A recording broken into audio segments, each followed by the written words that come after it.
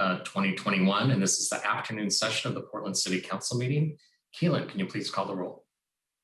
Good afternoon. Hardesty. Here. Maps. Here. Rubio. Here. Ryan. Here. Wheeler. Here. Please note that City Hall is closed to the public due to the COVID-19 pandemic. Under Portland City Code and state law, the City Council is holding this meeting electronically. All members of the council are attending remotely by video and teleconference, and the city has made several avenues available for the public to listen to the audio broadcast of this meeting. The meeting is available to the public on the city's YouTube channel, eGovPDX, www.portlandoregon.gov/video, and channel 30. The public can also provide written testimony to council by emailing the council clerk at cctestimony@portlandoregon.gov. The council is taking these steps as a result of the COVID-19 pandemic and the need to limit in-person contact and promote social distancing. The pandemic is an emergency that threatens the public health, safety, and welfare, which requires us to meet remotely by electronic communications.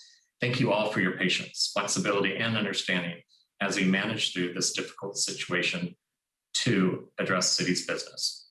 Email the council clerk at councilclerk@portlandoregon.gov with any questions. You can find the link to the agenda online at www.portland.gov/council/agenda.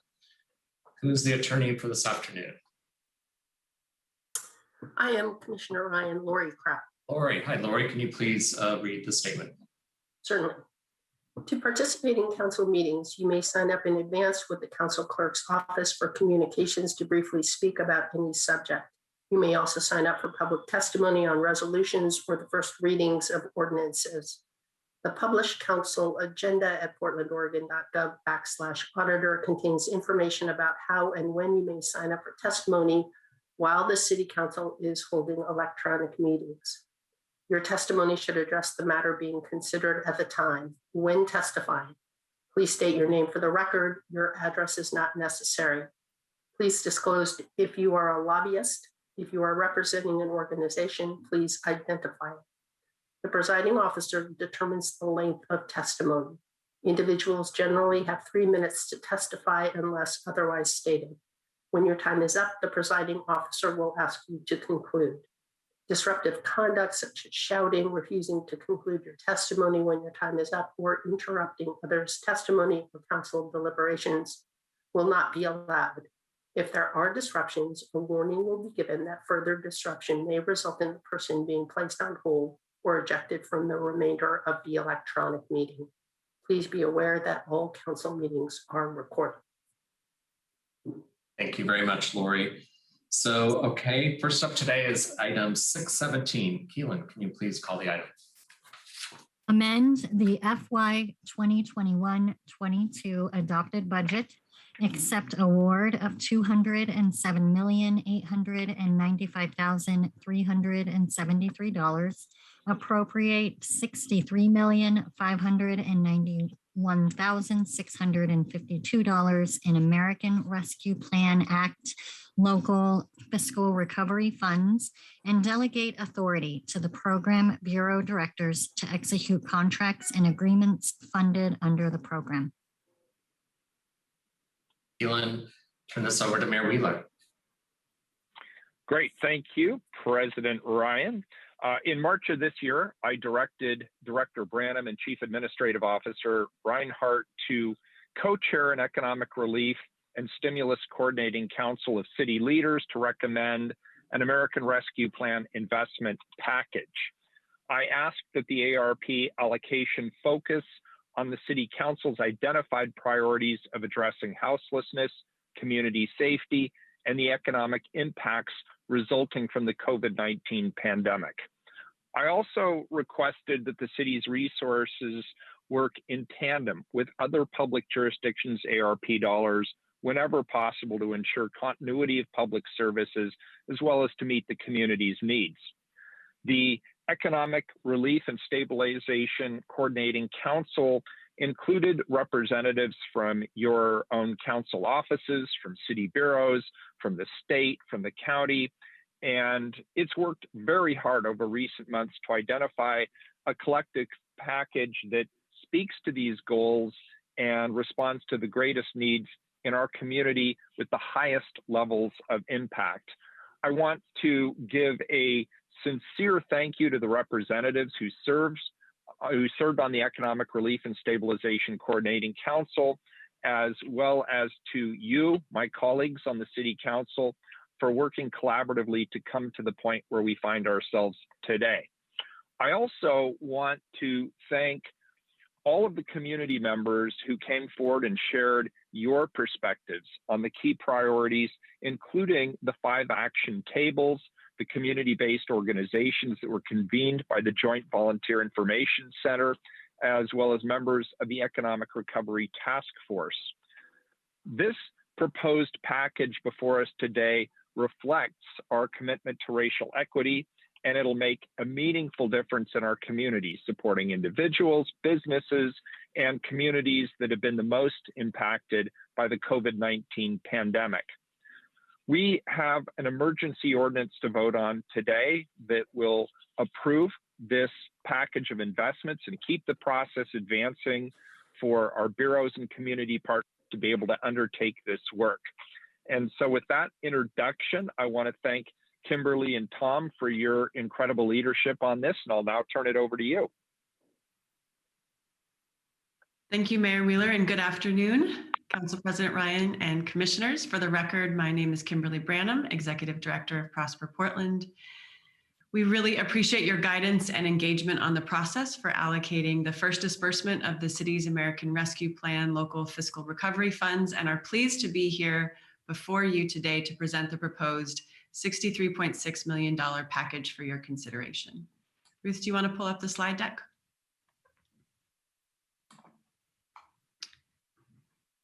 You can go to the next slide, please. All right, so this afternoon, I will review the allocation process and priorities with you, and then my co-convener, Tom Reinhardt, will walk through the proposed investment package and anticipated impact. Michelle Kirby, Director of the Bureau of Revenue and Financial Services, will then provide a brief overview of how these funds will be implemented. We will have time for discussion with City Council, and then we will turn to testimony. Next slide, please. Before I review the process and priorities of allocating the first round of funds, I want to build on Mayor Wheeler's remarks and express some personal appreciation for all the people and the collaboration and the work that has enabled us to be before you today. So thank you to all the members of the Economic Relief and Stimulus Coordinating Council, including the City Council office representatives, bureau directors, and partners from Multnomah County and the state. Thank you to the many community members who shared your priorities and helped refine ideas. And last but certainly not least, thank you to my terrific co-convener, Tom, and to the top-notch project team that has done the heavy lifting with tenacity and grace. So a huge thank you to Ruth and to Amy, to Andrea, and to Gian. Next slide, please. As you'll recall, City Council directed Tom and me to convene the Coordinating Council to make recommendations on the first round of ARP funding based on 4 process criteria. The first was to build on community input to identify key priorities and focus the investments. The second was to align with City Council's top priorities for relief and stabilization, leading with a racial equity lens and prioritizing the most vulnerable Portlanders. The third was to take a data-driven approach to inform decision-making. And the fourth was to coordinate with our jurisdictional partners at the county and state, ensuring that investments are not duplicative and maximize impact. Next slide, please.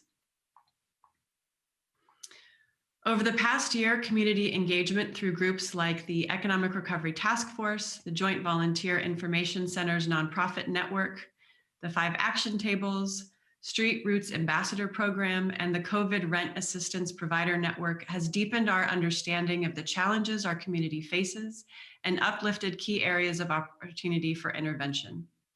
Through this engagement, hundreds of individuals, business owners, and community-based organizations participated in directing relief and stabilization resources across the city and the region, and they've let us know what pressing needs remain unaddressed as the impact of the pandemic has evolved. At a high level, this engagement reinforces the priorities that City Council has established, including the importance of centering the most impacted communities in our investments and our partnerships, and has highlighted key priorities that are reflected in the proposed package, such as the need for rent and utility assistance, the need to support foreclosure prevention assistance, and to help BIPOC-owned business owners access resources. Community engagement will continue to be important as we move into implementation. Next slide, please. So based on City Council priorities and community engagement, the key investment priorities for this first round of ARP funds were the 4 that you see here. So household stabilization, which includes reducing evictions and addressing houselessness, to expanding digital access; business and commercial district stabilization, which means providing direct support to BIPOC-owned businesses and helping business districts across the city thrive; community health and safety, which includes community cleanup, activating public spaces and community safety interventions; and community-based partner organization stabilization. This final priority is really a method for implementing that cuts across the approach to delivering on the other 3 priorities. Next slide, please. With the goal of being data-driven in our approach, we used multiple data sources to build on lessons learned from CARES, to coordinate with regional partners, and to understand how available funding aligns with community need. So first, we gathered lessons learned from CARES and synthesized them. For example, one of the key lessons learned is the need to dedicate sufficient resources to program delivery and implementation to manage the oversight and delivery of these funds, and to be a stronger partner with community-based organizations. Next, in partnership with Eco Northwest, we reviewed the available federal and local funds and compared those funds with the needs that were identified in the community.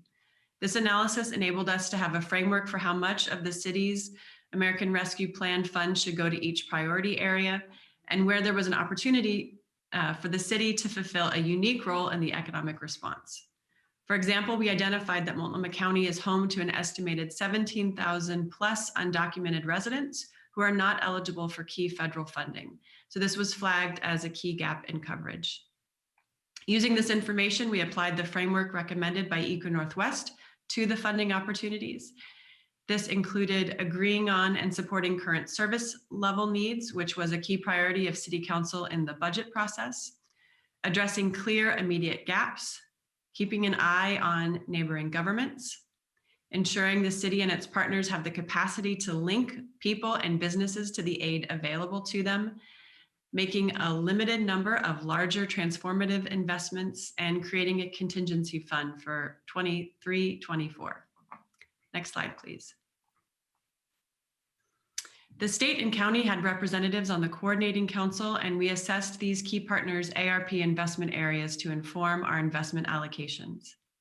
On the left hand of the slide are the areas that are only being prioritized by one jurisdiction, and on the right are those areas that are being invested in by multiple jurisdictions. So for example, you see that COVID-19 public health is a huge priority, but not the role of the city. So we have not invested in that area. Conversely, the city is uniquely positioned to invest in business district activation, arts and culture, and graffiti vandalism and trash response in Portland. Houseless response and housing stabilization are being invested in by all 3 jurisdictions and at the highest level of investment. Based on the data analysis to date, as well as community input, we believe that this is appropriate given the magnitude of the need.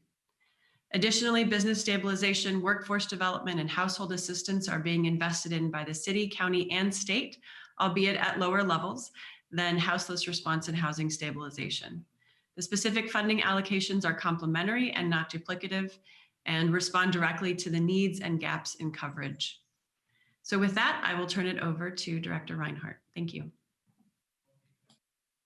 Thanks, Kimberly. Good afternoon, Mayor, Commissioners. For the record, my name is Tom Reinhardt. I'm proud to be the city's Chief Administrative Officer and very proud of the team's work on this effort. Now that Kimberly has laid out the process that we followed together, I'm going to walk you through the investment package that is before you today. Ruth, next slide, please. As a reminder, I'll give you a quick overview of the full $208 million in local fiscal recovery funds that were awarded. The City of Portland received the first disbursement of these funds, as you know, in May of this year. Those round one funds totaled $104 million, and we expect to receive the second $104 million in 2022. You, as our city council, allocated approximately $40 million of the round one funds through the budget process, using the dollars for critical budget decisions and continuity of city services. The remainder of the round one funds were managed through this process that Kimberly has just described. We are bringing the balance of the round one funds that are unspent to date, $63.6 million, to you in the ordinance today. As Kimberly mentioned, Michelle Kirby, the city's chief financial officer, will discuss the implementation for those funds in a few minutes. Going forward, we want to make sure you understand we will work on a recommendation for a process for round two of the American Rescue Plan funds based on what we've learned through round one. Next slide, please. We attempted in this slide to break out the $208 million as simply as we could into bubbles that show you, our colleagues, and anybody watching, hopefully the public at large, why we are making a recommendation of about $63.6 million today. Next slide, please. Here, you can see the breakdown of the rescue plan round one funds that were allocated through the budget process. So the $40.4 million that we've mentioned a couple times. And some of this is just a reminder, and so please just bear with us. We want to make sure everyone's grounded in what we are doing today and what council has done previously. You allocated $40.4 million of those funds, as I mentioned, in the budget, with the bulk of it going towards continuity of city services. Additionally, you allocated funds towards houseless response, business and commercial district stabilization, and a small amount towards community health and safety. Those categories largely overlap with the priorities of the coordinating council that Kimberly outlined a few minutes ago. Next slide, please.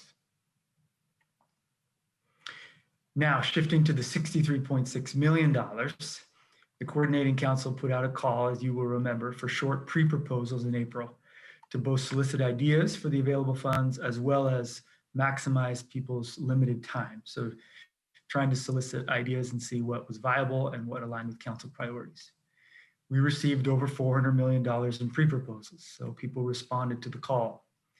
The magnitude of this response conveys both the creativity and the incredible need for assistance in the community. The job of the coordinating council was then to whittle that $444 million down to fit within the available resources. First, the team did an initial screen that brought the total eligible proposals down to $293 million. Then directors and staff worked together to coordinate across the proposals, combining some, aligning others, and we came forward with a short list of ideas which they submitted for full proposals. That short list totaled nearly $100 million. Finally, the coordinating council worked to prioritize and right-size the ideas based on the full proposals, which brought us to the $63.6 million that is before you today. In summary, we did our best to do a thoughtful and thorough process based on the direction you gave us. Next slide, please. Here, our hope is that you can see the breakdown of the $63.6 million in our proposed package today by priority area. The largest amount, as you know from our conversations, goes to household stabilization, which includes houseless response, housing stability, and household assistance, followed by community health and safety and business and commercial district stabilization. Next slide, please. And we can go back to slides if you want to flag any. I know we're presenting a lot. We want to make sure that even though you've seen this information many times in conversations with us, we want to make sure we review all the pertinent information. The proposed investment package is before you here. This line item list of the proposals that you see on this slide is the full list of proposals that will receive funding if you approve this package. This should look very familiar to you. I know you have seen both Kimberly and I, or one of us, many times on this, and thank you for your ongoing input and engagement on this important set of investments. Thinking about this list in the context of the decision-making framework proposed by Echo Northwest and the community priorities adopted by the coordinating council, I'd like to point out three things about this package in front of you. First, these funds will go entirely to support relief and stabilization of our community, with most of the funds providing direct support to households. We hope this responds to the deep and disparate impacts of the pandemic. Second, this package is responsive to the ideas recommended by Echo Northwest in the work session a couple months ago, that the city should invest a large amount in a transformative solution, in this case, alternative houseless response. Third, the package also recognizes that the city of Portland alone is really alone in the highest and best use of our investments should go to certain types of funding that are only we can do and only we can do on a scale enough that can be impactful, such as arts and culture and trash and graffiti abatement. There's a smaller proportion going to business support based on other funds that are available, state and federal. Where there's overlap with other jurisdictions, as the mayor mentioned in his opening remarks, in the housing stability and houseless response areas, we are coordinating based on the large need in the community. Next slide, please. This slide shows the distribution of the full 104 million in round one ARPA funds across the categories. So to be clear, what you've already approved in our last annual budget process, combined with what we are recommending today if you approve it. So it includes the package being recommended today plus the previous approved dollars in the budget. This is the total of 104. Household stabilization remains the largest investment priority, which again includes housing stability, houseless response, and household assistance. Next slide, please. While it is too soon to be able to give you quantitative outcome metrics for each of these areas, staff have identified the impacts you can expect across the investment areas, the three in front of you here. Additionally, you will see that the investments will build capacity for community-based partner organizations across all of these priorities, which each of you have mentioned to us as a key lesson learned from the CARES investments. These impacts illustrate the benefits of the investment package and highlight the direct impact on the community in the three high priority areas for the city. And that concludes my section of the presentation. Again, we expect and hope that we will have questions, but before we go to questions and then testimony, I'm going to pass it over to Michelle Kirby, our Chief Financial Officer, to talk about implementation. Thank you, Tom, and good afternoon, Council. I'm Michelle Kirby, the city's Chief Financial Officer. And following up on the good work of the Economic Relief and Stabilization Coordinating Council, which developed the allocation proposal you see today, I will be overseeing the overall implementation of these dollars, ensuring that the project teams have the information and the support they need to deliver the projects efficiently and effectively. Next slide, please. This slide shows the high-level structure of the implementation program. On the left is your central delivery team, which includes our grant division, procurement, communications, project management, and dedicated analyst capacity from the Office of Equity and Human Rights and the Bureau of Planning and Sustainability. Several members of this team are with me today, including grant manager Sheila Craig and project manager Sonia Shemansky, who will both be leading this effort. Also with us is GN Kim, who's done an outstanding work over the past year and is now transitioning out of this role. I wish to mention a special thanks to GN for her contributions and for spending her last day here with us celebrating this exciting milestone. The delivery team's job is to support the project teams, which you see on the right. Those include bureau staff, in a few cases, liaisons from your offices, and supporting them with the tools they need to deliver these projects. Before I describe our collective next steps, it's important to understand that the rescue plan rules are different from the CARES rules that you may remember from last year. CARES Act resources were meant to fund immediate response to 2020's public health emergency and its adjacent effects. So as part of CARES, the Department of Treasury exempted major elements of the administrative requirements for federal grant funds so that jurisdictions could spend the money by the original due date of December 2020. This time around, the standard administrative requirements do apply. The good news here is that those requirements are familiar to those of us And there are many of us around the city who have worked with federal funds in the past. More good news is that you have already approved additional capacity to support implementation. Based on the information we have and the lessons learned from CARES, we created a delivery team that we believe is composed and scaled to meet your expectations for efficient and accountable delivery. So what are the things that the delivery and project teams will be working on together? And that's on the next slide, please. So first, a step we've already completed. We've asked the project teams to provide information about their points of contact, their likely grant and contracting needs, so we can prepare to work with them. Next, on or before August 1st, which is the end of this week, we'll be issuing onboarding guidance to project teams, which will include a scope of work template and information about the compliance and reporting rules. Also, as part of onboarding, we'll ask appropriate members of the project team to attend the training about some more technical pieces related to delivery. The onboarding process has been streamlined and refined from CARES in two important ways. We have reduced it to the minimum number of necessary steps, and we're gathering important information sooner so we can be ready to move efficiently into project delivery.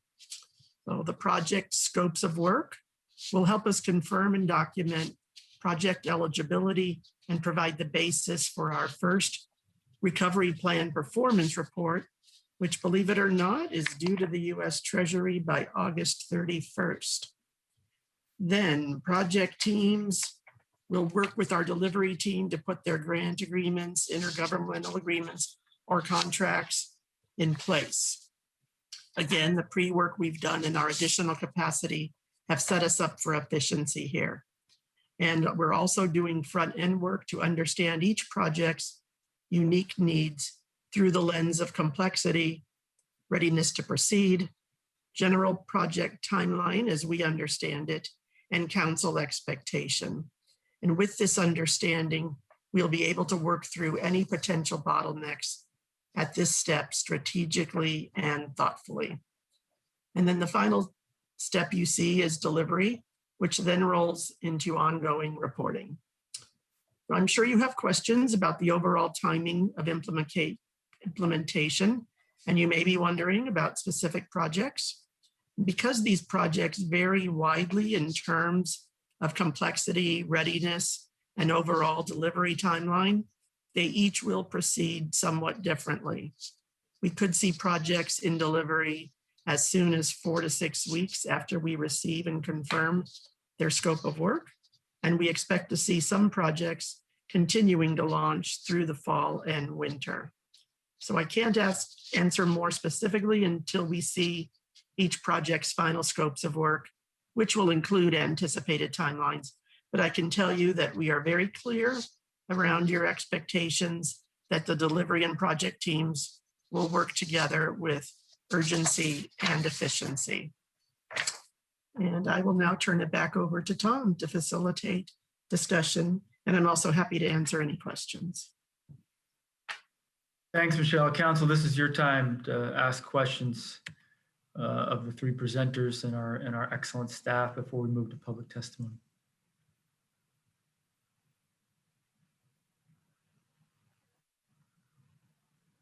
I don't know if you can see Commissioner Hardesty's hands up. Oh, sorry, Commissioner, go ahead. No worry. I guess I had a question about the project teams. A lot of the work appears will be going through various bureaus that already have the infrastructure set up. I'm just wondering why we're adding project teams to work that either is ongoing or work that bureaus have already identified a path forward. What is the project team going to add to the efficiency of getting these dollars out the door? Commissioner, the project team are the people who were identified in creating the projects. So they are the ones who helped draft it in the bureaus. Got it. Right. Okay. So they're already on board and they're more knowledgeable about the projects than we are.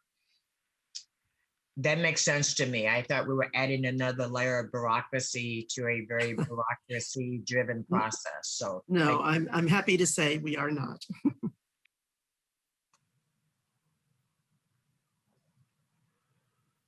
Council, other questions? And now I'm finally getting adept at looking for the raised hand, so I will do better at that. I just jump in though.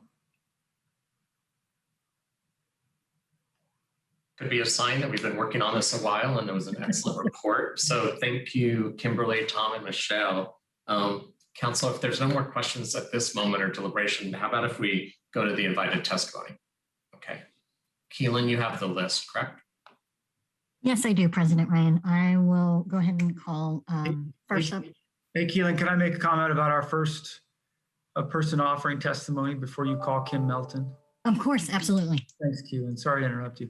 I wanted to take just a minute to recognize Kim, the Chief of Staff to Chair Deborah Kafori, before she does public testimony amidst a very busy schedule.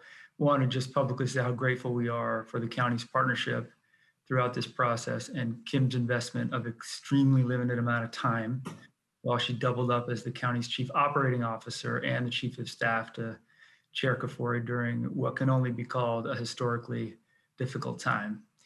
Kim's presence here today is a real testament to their continued engagement in ensuring that we maximize the impact of these funds, which seem gargantuan on paper, but we all know are extremely limited in terms of what the community needs. So I want to say that and recognize and thank you, Kim, before you offer testimony. Thanks for being here.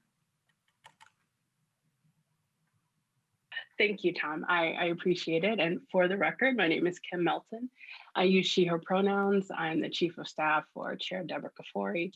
And I'm really happy to be here today to offer support both from the chair and from Multnomah County. I had the privilege and responsibility to help lead also the American Rescue Plan process over at the county.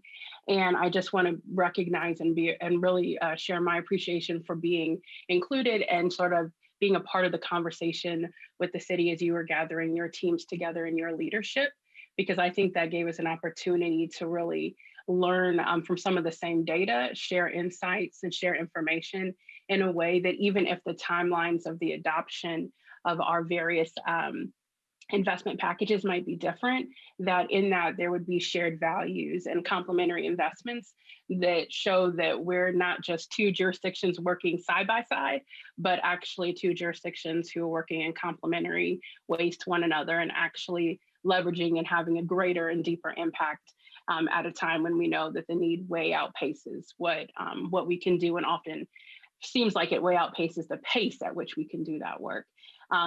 So I just want to recognize that. And I think second, want to just call out that it was about 14-ish months ago that myself and Rachel Banks and Kim Taves and Dr. Jennifer Vines and the chair were here with you talking about the initial investments around COVID-19 and public health, and talking about contact tracing and testing and community support and wraparound services.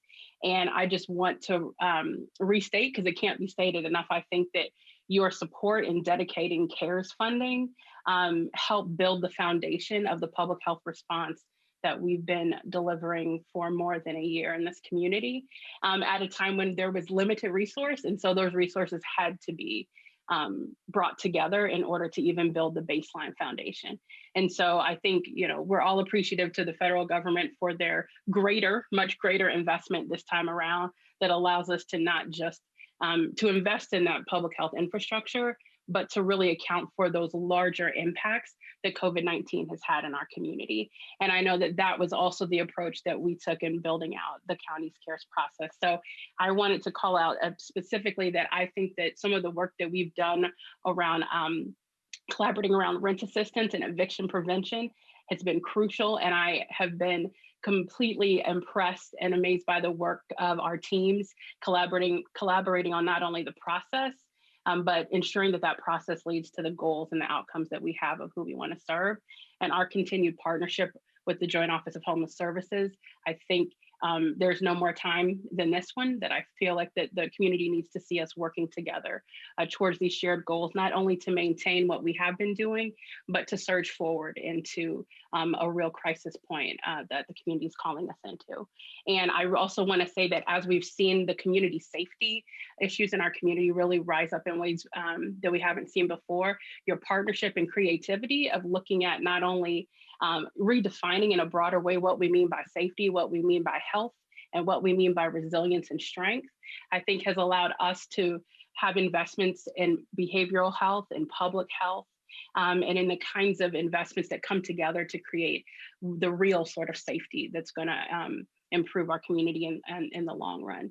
So I just want to just share my appreciation and support for this package. And I know that the investments are an important milestone in approving those. And I think as we all dive deeply into the implementation portion, we are eager to be right there with you to get continue to get our resources and your resources and our collective resources onto the ground and out to our community as quickly as we can. So thank you for your time. Happy to take any questions you'd have for me. Next up, we have Diane Lynn.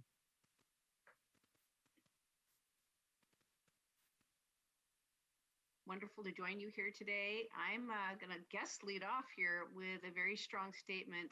First of all, my name is Diane Lynn. I'm Executive Director at Proud Ground.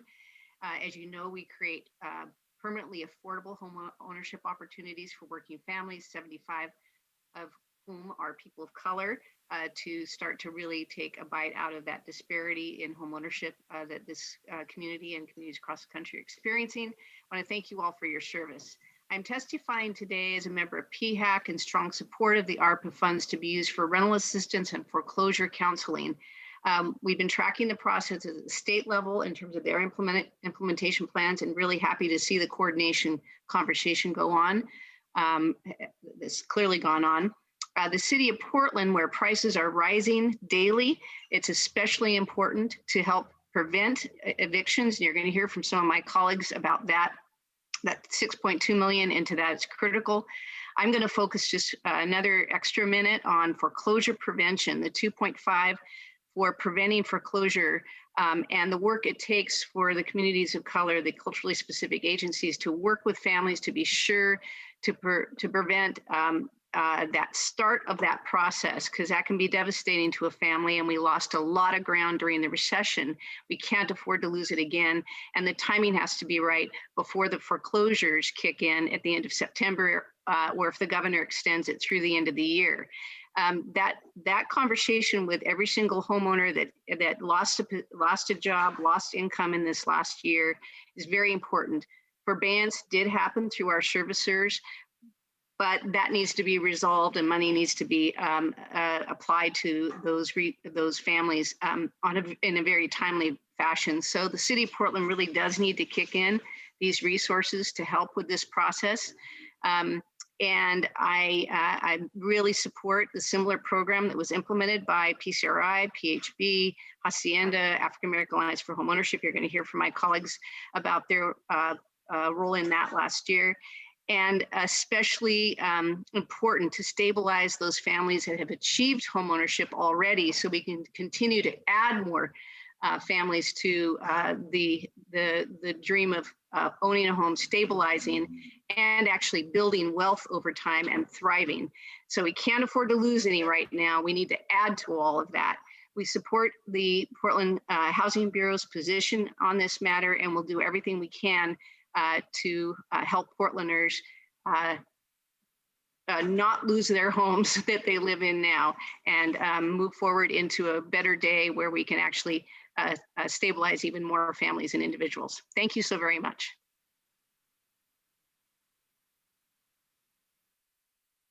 Next up, we have Ernesto Fonseca. Thank you very much, everyone. Mayor and members of the council, for the record, my name is Ernesto Fonseca, and I am the Chief Executive Officer of Hacienda CDC.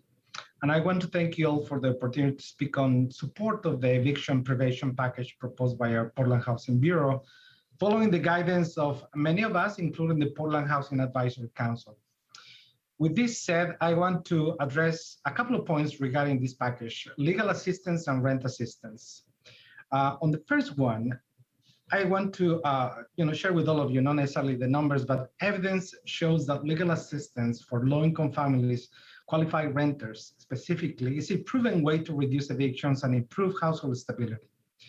Furthermore, pairing these financial resources with these services will ensure that landlords and tenants can negotiate agreements which support both the landlord and the tenants. We have both here at Hacienda CDC. We are landlords and we have a lot of tenants. This is a critical strategy, in my view, to move on the second phase of this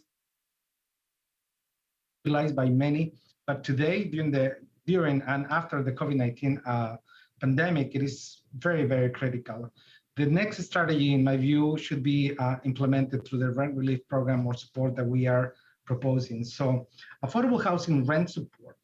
We all know that during the pandemic, we were fortunate to have a significant number of new affordable housing buildings open and provide new, safe, stable housing to hundreds and thousands of Portlanders.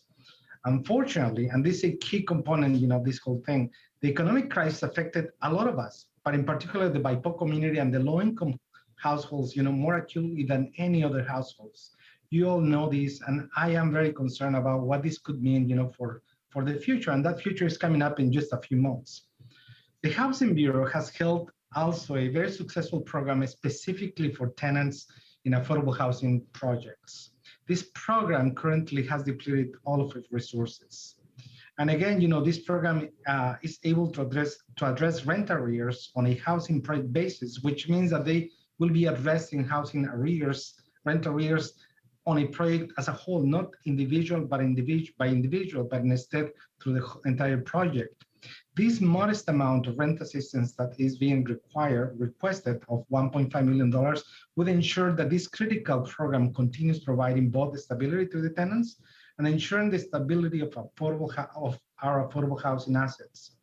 Again, this part is concerning because if we lose that stability between rents and tenants, then we as landlords are going to find ourselves into default with our many investors that we have across the city. Past experience, with the affordable housing rent assistance program shows that 66% of the households served are BIPOC communities, with an average median income of just 21%. Just think about that, that's super low. To finalize, I want to say that I am sincerely concerned that failing to provide this funding could place thousands of families at risk of losing their homes, while also jeopardizing the financial stability of our housing across the state. If we reach this unstable point, we'll find ourselves with many more houseless families and individuals and a housing financial crisis that we may not be able to contain. For these reasons, I encourage our Mayor Wheeler and members of the council to support this funding line for family stability as a whole. With that said, I want to thank you all for your time and appreciate the opportunity to speak to all of you. Thank you. Next up, we have Cheryl Roberts. Oh, good afternoon, everyone. My name is Cheryl Roberts, and I'm the Executive Director of the African American Alliance for Homeownership. And I just thank you all for allowing us to provide our feedback, our testimony, whatever you want to call it. Thank you to my colleagues, Diane and Ernesto. You'll find that I can just second what they've already said to you. But I do want to also look at what we did last year with the COVID Relief Fund. The Portland Housing Bureau did a great job of implementing those funds. We were part of the allocation of those funds, and it went smoothly. Wasn't quite enough money, but it sure went fast. And I take my hat off to everyone that was involved. I learned a little by listening to the first part of this meeting. But again, I'm here to support the Housing Bureau's recommendation for the funds. And I've been in this work for over 20 years. I'm not gonna say how many exactly, I'll date myself, but it's been a long time. And what I've seen is that that the continuation of housing counseling and foreclosure and loss mitigation support is always going to be needed.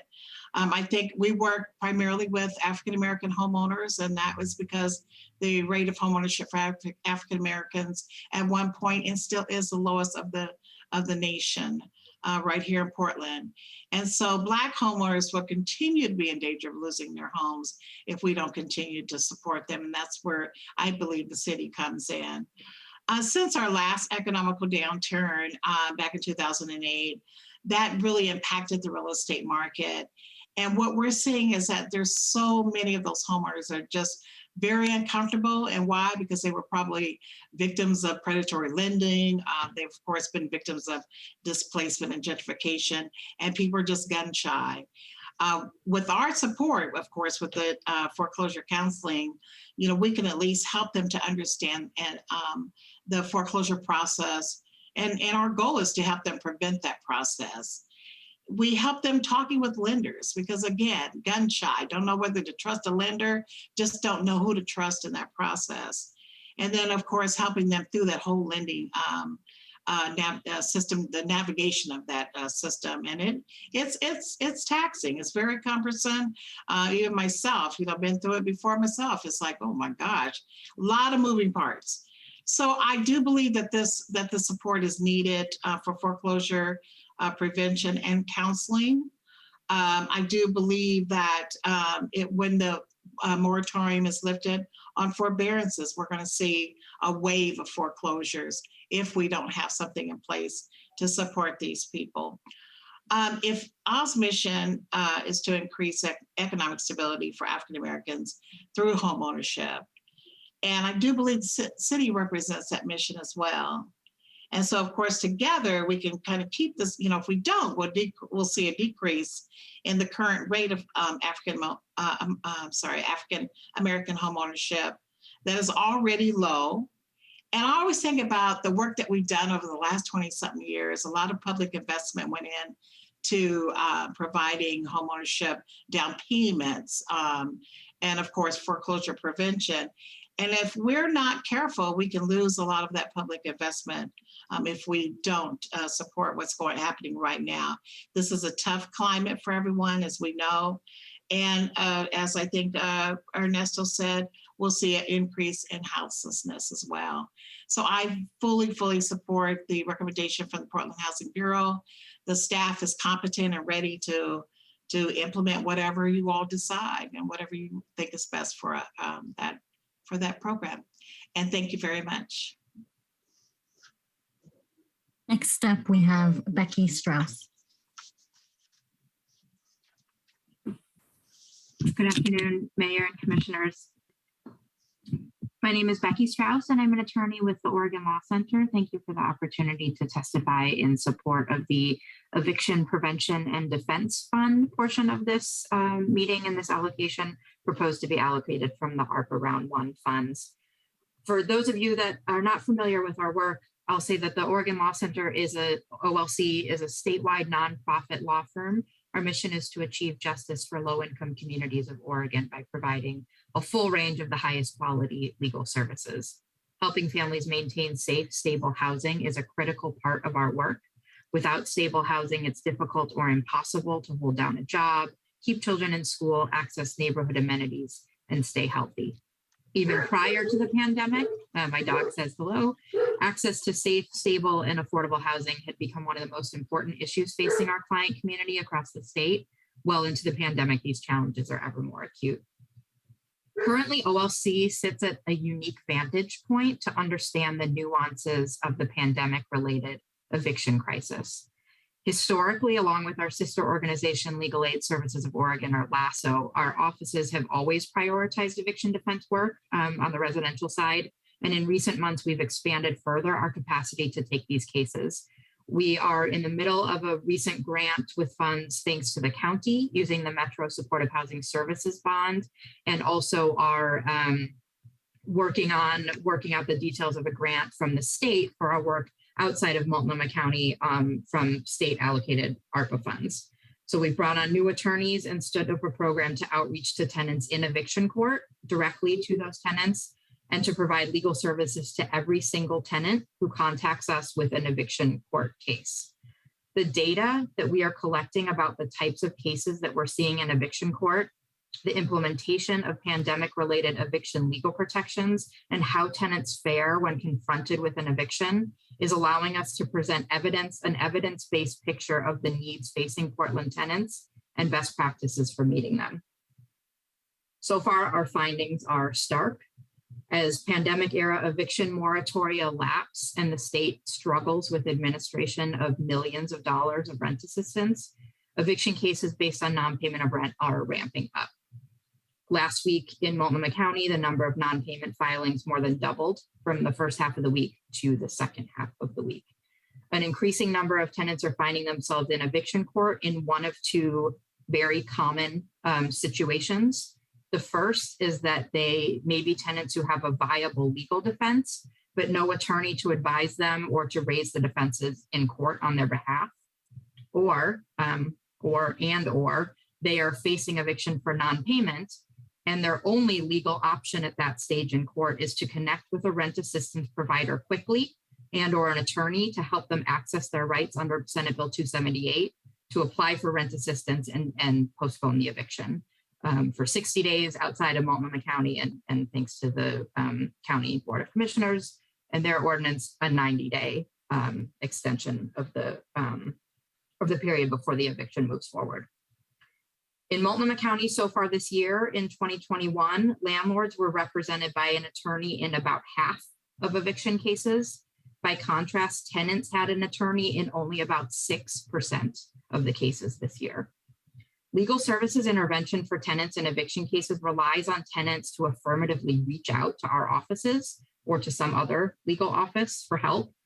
In pre-pandemic times, thousands of tenants each year with a right to stay in their housing failed either to appear in court or to raise the legal defenses available to them. The wheels of eviction court churn without adequate interventions that might preserve housing stability and prevent further inflow into our homeless services systems. This ARPA eviction prevention and defense program allocation pairs responses to the two most important needs that we're seeing for tenants: rent assistance and legal services. And the allocation is at a funding level that's expected to make a meaningful impact on housing stability in the city. With these resources, the city could support a program that would not only promote accessibility of legal services to tenants at multiple points of their eviction case, including upstream before a landlord takes a tenant to eviction court. It could also target outreach to communities most vulnerable to eviction and most likely to suffer irreversible harm with an eviction judgment. Different from pre-pandemic times, this year presents Portland, along with communities across the country, with unprecedented and daunting challenges, but also unique opportunities to find a new approach to addressing housing instability for renters. These evictions are preventable. Millions of dollars in rent assistance are available. We can be a city where tenants at risk of eviction have a place where they can turn, not only for help with rent and to assert their legal rights, but also for connections to culturally specific wraparound services to help them maintain housing beyond the single eviction event. Oregon Law Center thanks you and the Coordinating Council and the Portland Housing Bureau and all members of the community who played a role in bringing this proposal forward. We urge your support. Thanks very much.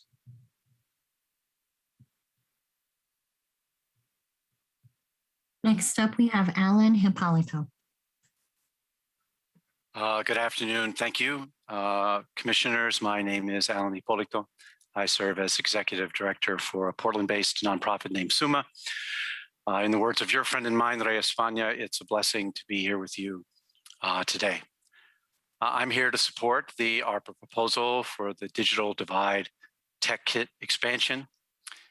In my time with you, I'd like to detail my reasons for this support by recounting for you the responsive and community-led work we've done to identify and address the digital needs in our frontline communities: low-income people, people of color, the disabled, other community members at risk of digital isolation, and to talk about the work ahead that this ARPA proposal will support.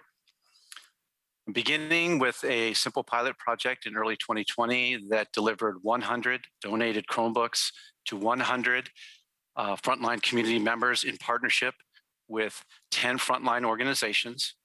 First slide, please. We scaled to a CARES Act funded project that delivered thousands of devices and internet payment cards to thousands of community members via these 24 frontline organizations. I served on that project's executive committee, a majority BIPOC committee, a majority community committee. And the first thing I want to do here is recognize not just that committee and the work that we all did together, but these organizations that did amazing time pressured work to get these resources out to their community members. Next slide, please. But of course, there was more need. And so it's important to understand the background here. There were, of course, these 24 organizations, many of whom requested more devices than we could give them. Many of them took less devices and internet access cards back than they asked for. There were another 50 plus high scoring organizations from our frontline communities, but we ran out of devices to give them. So the need that was expressed simply in this project was greater than what we were able to provide. So as we moved into ARPA planning and these conversations we're having now, we went right back to these organizations, the 24 grantees from the CARES Act Digital Divide Project, and the 50 plus organizations who, despite strong community connections, strong mission, strong staff, didn't make the cut because we did not have enough resources to give them, to ask them about the enduring digital needs in their communities. Next slide, please. So we talked, 38 organizations responded to our survey, including 35 who did so via one-to-one calls, where we went through the survey. These calls were made by Commissioner Rubio's staff, Office for Community Technology, and Smart Cities PDX staff, as well as community volunteers. So direct one-on-one phone calls, conversations with these organizations to go through a series of questions about their digital needs and priorities, particularly for ARPA. Last slide. Their response, their number one ARPA priority, devices and internet access. Devices, devices, devices. 27 of the 38 organizations named this as their number one priority. This feedback, as well as other feedback that the city has taken in focus group and other dialogues, is driving the ARPA Digital Divide proposal that's in front of you today. And I hope it adds evidence to the need for its full support. Thank you very much. Next up, we have Stephen Manning.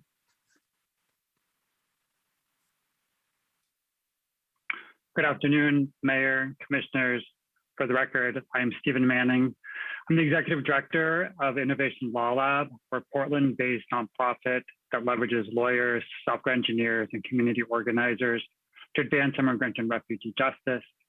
I'd like to thank you for the opportunity to testify today in support of the recommendation to support Portland's undocumented community. Along with Causa, Latino Network, APANO, PECUN, Seeking Justice, Consejo Hispano, and the Farm Worker Housing Development Corporation, we are a founding member of the Oregon Worker Relief Coalition. Oregon Worker Relief provides support and relief to the undocumented immigrant community through a range of initiatives, including our Small Enterprise Fund and the Worker Relief Fund. The Oregon Worker Relief System is made up of nearly 250 community-based navigators located at more than 30 organizations, representing a broad spectrum of Oregon's immigrant community. For the undocumented community, both the essential workers and the business entrepreneurs, all of whom contribute to our collective prosperity and safety, the $5.5 million under consideration today will be a critical investment. For Portland's undocumented business entrepreneurs, Oregon Workers Relief Small Enterprise Fund has been a critical resource for pandemic recovery. The fund provides support to immigrant-led enterprises. Most are family-run enterprises that form their primary source of income, provides micro, very small and small grant awards ranging from $7,000 to $25,000. More than 200 Portland-based enterprises have been awarded approximately $2.1 million to reopen safely, make adaptations to their business models in response to a new environment, rebuild supply chain, pay rent or lease costs, upgrade investment and equipment to support new growth in a pandemic environment, and rehire staff. More than 45% of these immigrant enterprises are led by women. The additional investment under consideration today will be critical to continue to support this community. For undocumented Portlanders, the $4 million investment under consideration today is critical to narrowing the recovery gap. Most undocumented Portlanders perform essential work, the kind of work that makes daily life possible for everyone. Yet undocumented Portlanders have suffered disproportionately from the recession triggered by the coronavirus crisis, while being excluded from the kinds of economic supports available to many other workers. Unlike undocumented Portlanders, most other workers who have lost a job or income during the pandemic have been eligible for federal relief. A worker continuously eligible for these federal benefits received an average of $38,000. Undocumented Portlanders were excluded from that relief. We have learned from the more than 6,000 Portlanders who Oregon Work Relief has supported so far that housing insecurity is their #1 fear. 98% report rent and food insecurity. 82% of them have at least one dependent child, and 63% have at least 2 dependent minor children. We've also learned that for many, access to immigration legal services can ameliorate some of the root causes of the exclusion from pandemic relief. This investment will continue to help narrow the gap and help ensure household stability. I want to thank all the members of the council. I don't know why I still cry when I talk about this stuff, even all this time later. I want to thank all the members of the council staff, the council and the staff, and the commissioners who have worked in supporting the community during this time for your consideration of this request. I want to acknowledge with immense gratitude Commissioner Rubio for her leadership and vision with Oregon Work Relief, viewing it as a system of support. That Oregon Work Relief is really, in essence, a universe of people who came together to create a new way of solving problems. And we've succeeded in spite of overwhelming challenges because it's a system rooted in community. Thank you as well to the leadership at Prosper Portland, to all the volunteer members of the many, many steering committees that guide Oregon Work Relief, and all the staff at all the organizations who have so gracefully and tirelessly stepped up to support. And so thank you, and we fully support the recommendations that have been made today. Next up, we have Trent Gray.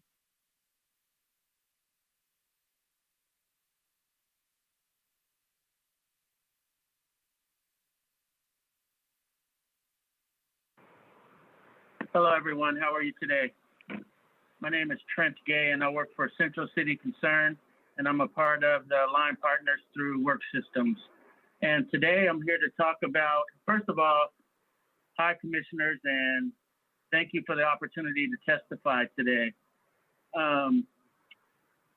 We have several programs and training programs that have been very important to our customers, and they are the on-the-job training and the work experience. Those are the first 2 that I would like to talk about because those were the ones that we lost funding for.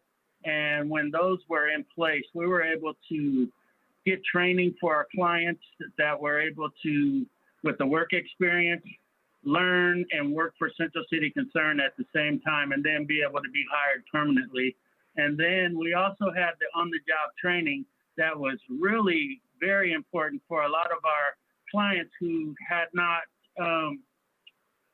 had the experience they needed in order to receive a job offer at certain places. So we were able to use the OJT funds to have an employer be able to train our people so that they were able to be employed with that company. So it gave us an opportunity. And we lost the funding with both of those towards the end of last year. And so we weren't able to utilize those. And so I wanted to speak about that because they were very important to us. But then we also had these other programs that were very important to us as well. And we were able to utilize them. And that was CDL training, which it was the opportunity for people who had a background that ordinarily couldn't get a job that would pay them a rate of pay like they have went to college and will be able to be self-sufficient to support a family. So the CDL training program allowed our clients, those that come out of prison or had any sort backgrounds, or just those that didn't have a background but wanted the training and being able to be a driver, it allowed them to get some great jobs. And along with that, we had our first batch of waste hauler training, and that was a CDL. And, you know, and this was something that, you know, our clients were able to get a training in a specific job, and everything that they learned in the truck driving went along with the waste haulers, whether it was the recycle or the garbage pickup. And the one thing about it is it was free. $7,000, it was free to them. Ordinarily, they couldn't pay for it. Either of our CDL drivers, they couldn't pay for it. Our clients couldn't pay for it. And we were able to give them scholarships for that. But to see them be able to receive a job that paid them even more than I make today, you know, like in this waste haulers, we have one customer who, after doing 3.5 years in prison, came out, did the waste haulers, and was given a job and started last Monday at $25 an hour. And that's unheard of for someone who is coming straight out of prison and being able to land a job of that magnitude. So then we go on to our trades programs. And in these trade programs, we have a specific one that we call COEP, which is the Construction Opportunity Economic Program, which is for BIPOC. That is our targeted population. And so we've been able to help people get into the trades where we haven't been represented so well, and give them the opportunity to get into apprentice program, pre-apprentice programs, take care of their needs. But then also with all our training programs, we've been able to have the rental assistance that go along with that. And to be able to train, but yet not having to be paid at the time, to be able to have your housing paid for up to 6 months if you're in a training, has been very helpful. And the last part that I would like to talk about is, now that we are getting some people who are on TANF and their families that are on TANF, you know, our targeted populations are in the system. And so when it comes down to us utilizing this program, a lot of times we have to use Career Boost, which our clients would have to be on SNAP. And so sometimes if it's detrimental to our client, we can't actually put them in that because they're not making any money while they're doing the training.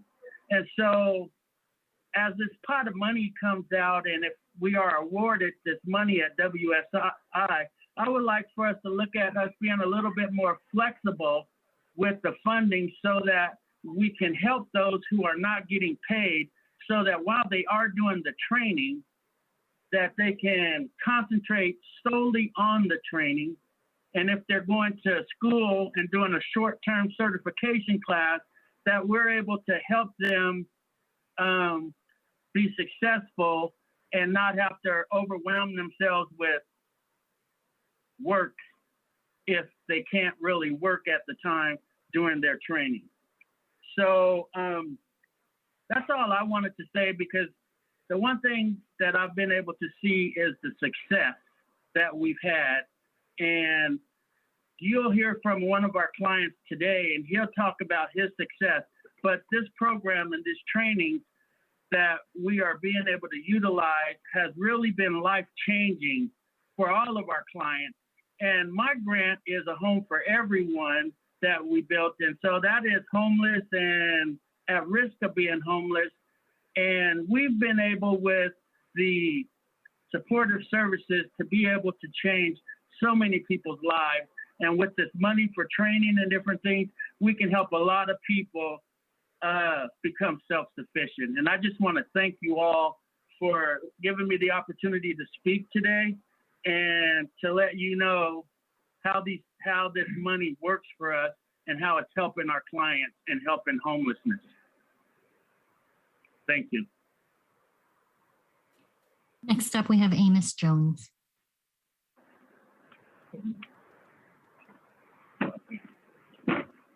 Hello, everyone. My name is Amos Jones, and I appreciate the opportunity that I'm being, awarded to tell my story. I won't be able to say everything, but I'll try to be as precise as I can. I came here a couple of years ago from Texas. I was born and raised in Dallas, Texas.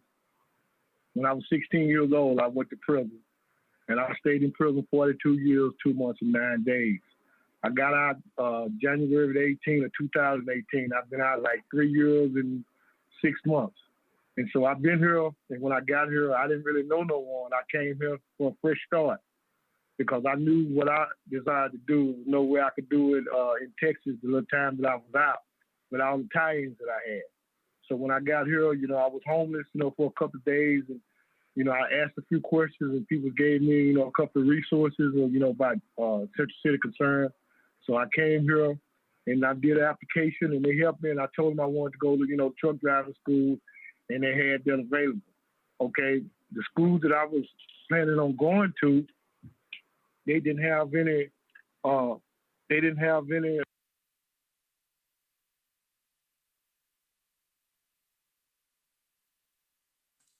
we lost the sound, Amos. So Central City Concern, they worked out a deal where I could go to another class. The funding had ran out, and I came like at the end of everything. And so what they did, they used some of the other resources to make ends meet, so I can go to school and they could pay the $6,000 for my schooling. And I was blessed to get my CDLs, and I've been working, and they helped me get a job, and I've been making $1,500 a week on the job.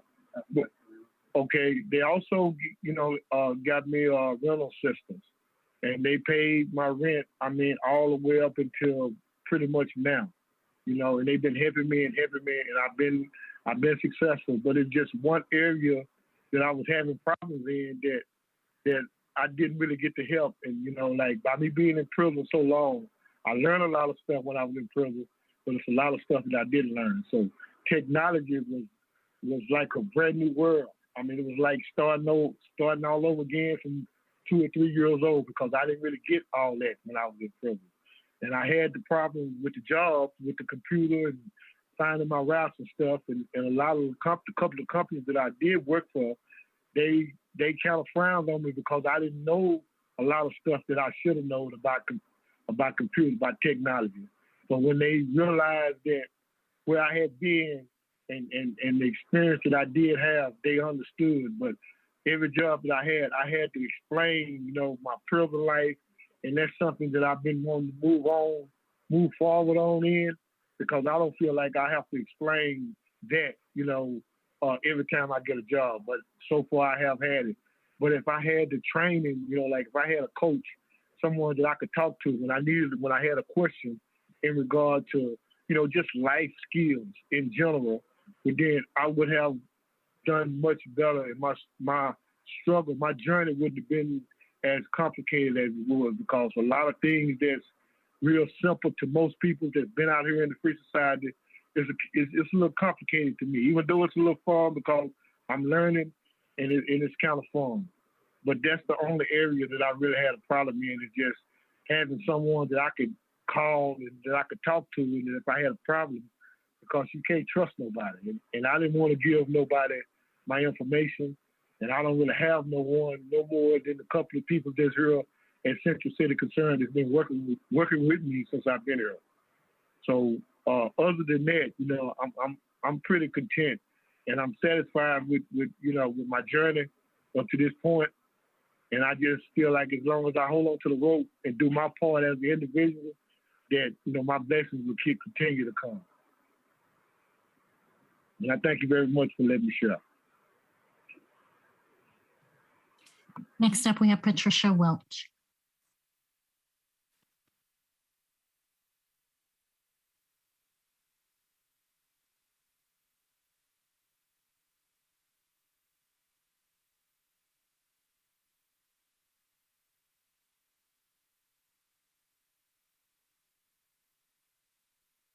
Patricia, are you unmuted?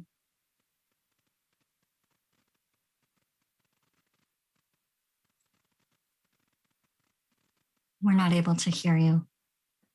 Okay, can you hear me now? There we go. Yes. Okay, great. All right. Well, you know, my name is Patricia Welch, so I'll get beyond that. I'm a retired former head librarian at the North Portland Neighborhood Library. I'm also a member of the IFCC Community Advisory Committee. For those who are unfamiliar, IFCC stands for Interstate Firehouse Cultural Center. It's an art center in North Portland, founded in 1982 by Charles Jordan, Portland's first African-American commissioner and parks director. My connection with IFCC is manifold. As an arts lover, I have enjoyed numerous plays, exhibits, and other programs there. While heading the North Portland Library, I held staff retreats there and co-sponsored programs with other community organizations. On a more personal note, I hosted my stepdaughter's wedding reception there, so I am well familiar with the many roles that IFCC has played, the many possibilities that it represents.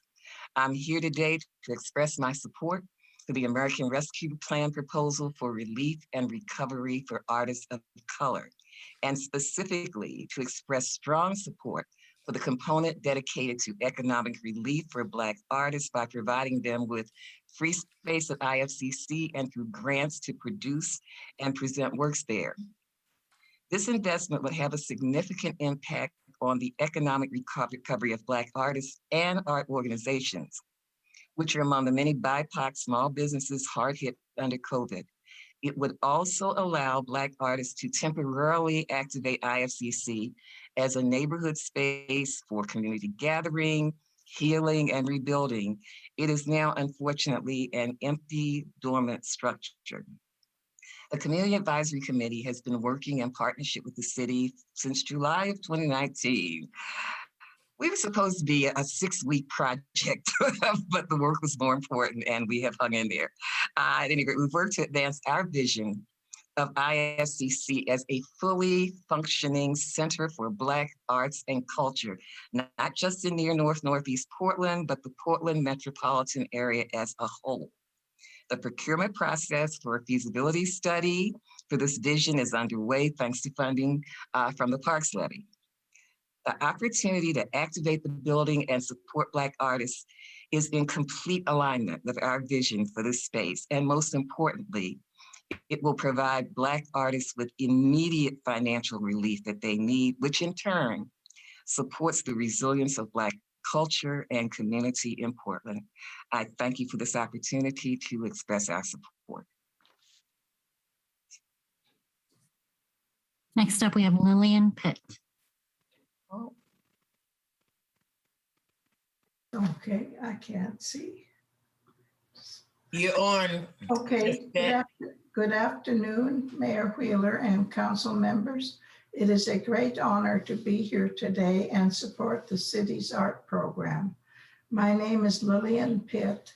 I am an enrolled member of the Warm Springs tribe and longtime resident of Portland. All my life, I have been an artist, and several of my public sculptures are installed in Portland. Through my art, I always honor the history and legend of our ancestors who lived in and near the Columbia River Gorge. One of my sculptures is in front of Nasika Ilahi, which means our place. It is a NAIA affordable housing project on 42nd Avenue in the Cully neighborhood. This project represents a deep connection of art and community because there is Native art everywhere. NAIA made sure of that. They wanted Native art displayed so that the Native residents would feel like this is their home. NAIA has another affordable housing project currently under construction, also on 42nd Avenue. The focus is on housing for artists and housing for Native people. The project is called Mamuk Tokati, which means making beautiful. Native art will also be very prominent at this building. NAIA seeks funding for a sculpture in front of Mamuk Tokati and other art installations along 42nd Avenue. The area on 42nd Avenue between these two housing projects is very important to NAIA and the Native community. We want this area to be a cultural corridor with public art installations that everyone can enjoy. There is also a bridge by Nasika Ilahi that the city is going to replace. I am told that the new bridge will have native art on it. Soon there are many more families moving to Cully neighborhood. NEA has access to several business leases. There will be native businesses in this area as well. I cannot express how important it is to make the connection of art and community. We want a place to express our values through Indigenous art. We want a place that the city can also be proud of. The city has an amazing opportunity with these federal funds to create a cultural corridor along the 42nd Avenue. This vision can become a reality with your support. NEA is a trusted partner and can deliver on this vision. Native artists will be hired for installations in the cultural corridor. Please include this important project for funding. Please support the Native community. Thank you very much for this opportunity to share my remarks. Thank you.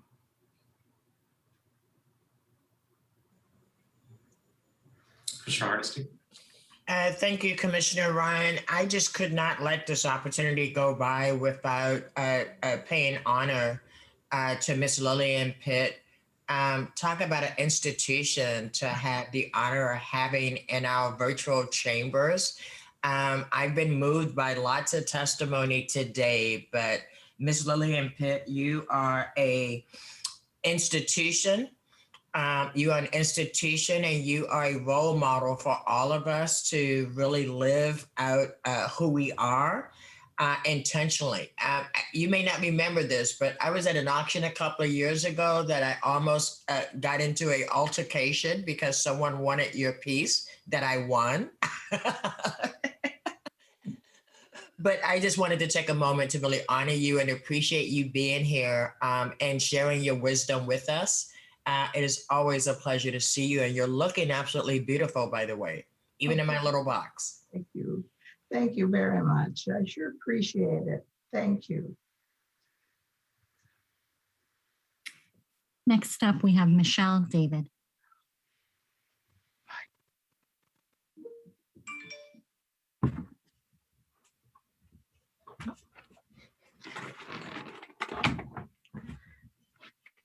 Thank you so much, and good afternoon, Mayor, and good afternoon, Commissioners. My name is Michelle David, and I use she, her pronouns, and I am here today as representing as the co-chair of the Portland Recovery and Events Action Table, which is a role that I hold alongside with Katie Meyer, who is the Chief of Staff for Commissioner Maps.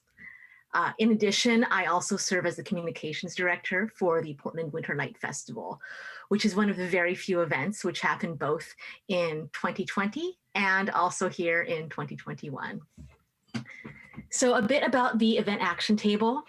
Our table meets every 2 weeks, and during that time, there's about 200 people who are actively involved in the arts and events community who come together. We have artists, musicians, event organizers, street vendors, promotion folks, just a wide variety of people who come together to discuss the current state of the city and to discuss how we can create a safe, healthy, and inclusive reopening for everyone in our city. This project takes on several forms, and with the most recent display being last weekend with the Welcome Back to the Heart of Portland campaign, which, in addition to having a sing-along performance from Pink Martini in Pioneers Courthouse Square, and also a ribbon cutting, which was attended by several commissioners here on Saturday as well. This weekend activation also included a BIPOC fashion show, roller skating, flamenco dancing on the waterfront, art installations in Old Town, and much more. This series of free all ages events were designed to bring people back into the community and remind them of just what makes our community special. In the last 16 months, artists have been significantly impacted by the pandemic, especially artists who identify as Black, Indigenous, and people of color, and for LGBTQ plus artists and event producers, especially as art spaces and event spaces around the city have been closed for months. Many remain closed for months.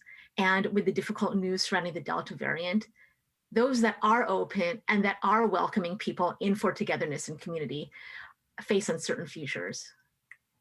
It is an incredible challenge for these organizations and individuals to remain in business after these months and months of shifting public health regulations, the sudden closures, and the significant disruptions to their business.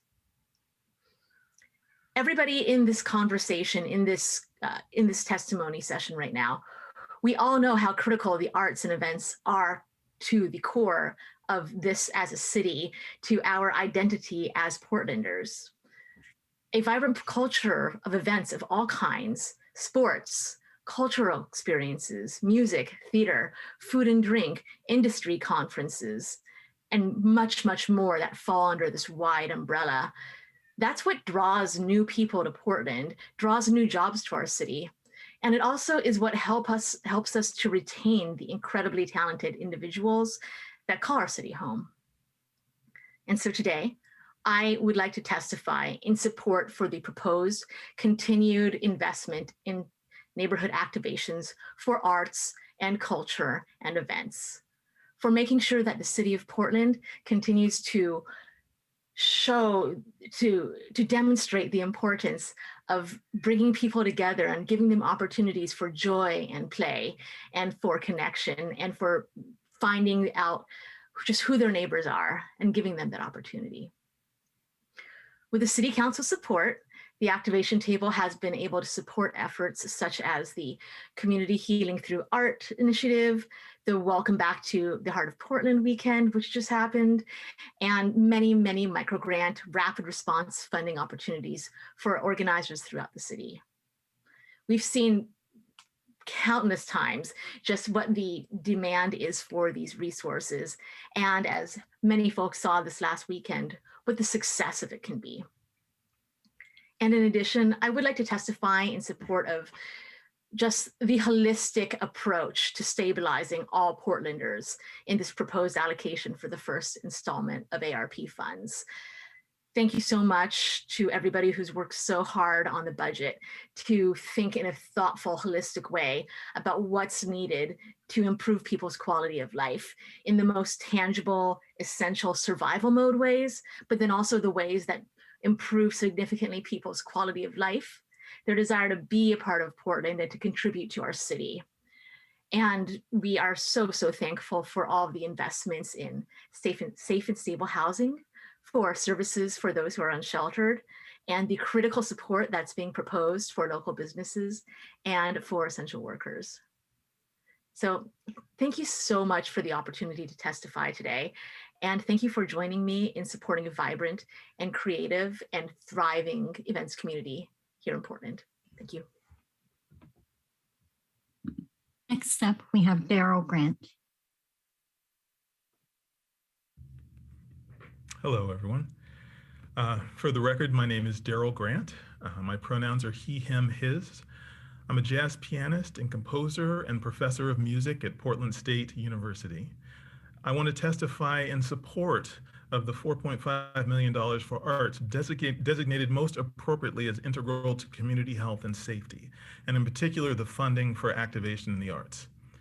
On behalf of this incredible, vibrant, powerful community of artists that shape this city and that fuel the institutions in this city, I want to thank and encourage you to guard and support these recommendations.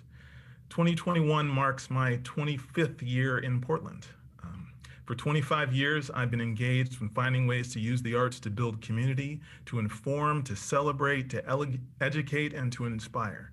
I engage in this labor in collaboration with some of you with so many of the amazing artists and institutions that over generations have made Portland the Portland that we love. You know these people. They design your buildings. They bring the streets, the concert halls, and parks and public spaces alive with music. They tell your stories. They write our history. They teach and inspire our children. They mark our triumphs and our tragedies. They bring us together and remind us of hope and fuel our imagination and belief when we are faced with the impassable and the seemingly impossible, as we are right now. They make Portland weird. They make it livable. They make us proud to be Portlanders, and they bring the city alive. They tell the truth when the truth is hard to see. So when we say we want a vibrant city, what we mean is that we want a place defined by artistic creativity, a place of startling beauty, of joyous and hopeful expression. I've been writing about how we are going to re-inhabit this city. I work here. I live just south of downtown. I teach in downtown. I create here. I tell stories about this city. And like you, I think every single day about how we're going to bring this place back. How do we invite people in? How do we make them feel safe? Throughout the pandemic, I've joined with artists to curate musical events, paint murals, and recently been working with organizations like Vanport Mosaic, City of Portland, RAC, Portland Parks Foundation, Portland Parks, and Prosper to activate our public spaces through the various projects and programs that we've funded. So when you talk about activating the city, you're really talking about engaging your artists to do the things that make the space safe and capture our imaginations. They turn fences into galleries, they turn porches and driveways into concert venues, they turn streets into festival sites and vacant storefronts into learning spaces. So I know that, like me, you know the history of this city, and I know that we're here today trying to rewrite the story of what the city is. We're trying to imagine a story that has equity in it. So I implore you to continue to boldly open that door of invitation to those who historically have not been given those opportunities here. As a BIPOC Portlander, I want to tell you that it makes a difference. And in closing, I want to assert that if we make a just city, people will protect it. If we make a beautiful city, people will treasure it. If we make a welcoming city, people will return to it. And if we make a generous city, people will share it. So I encourage you to engage the resource of your artists and what we provide. We are at your service. Value us, listen to us, empower us, stand behind us, and we will share our gifts and help you create the city that we all imagine. Thanks so much. Next up, we have Bretto Jackson.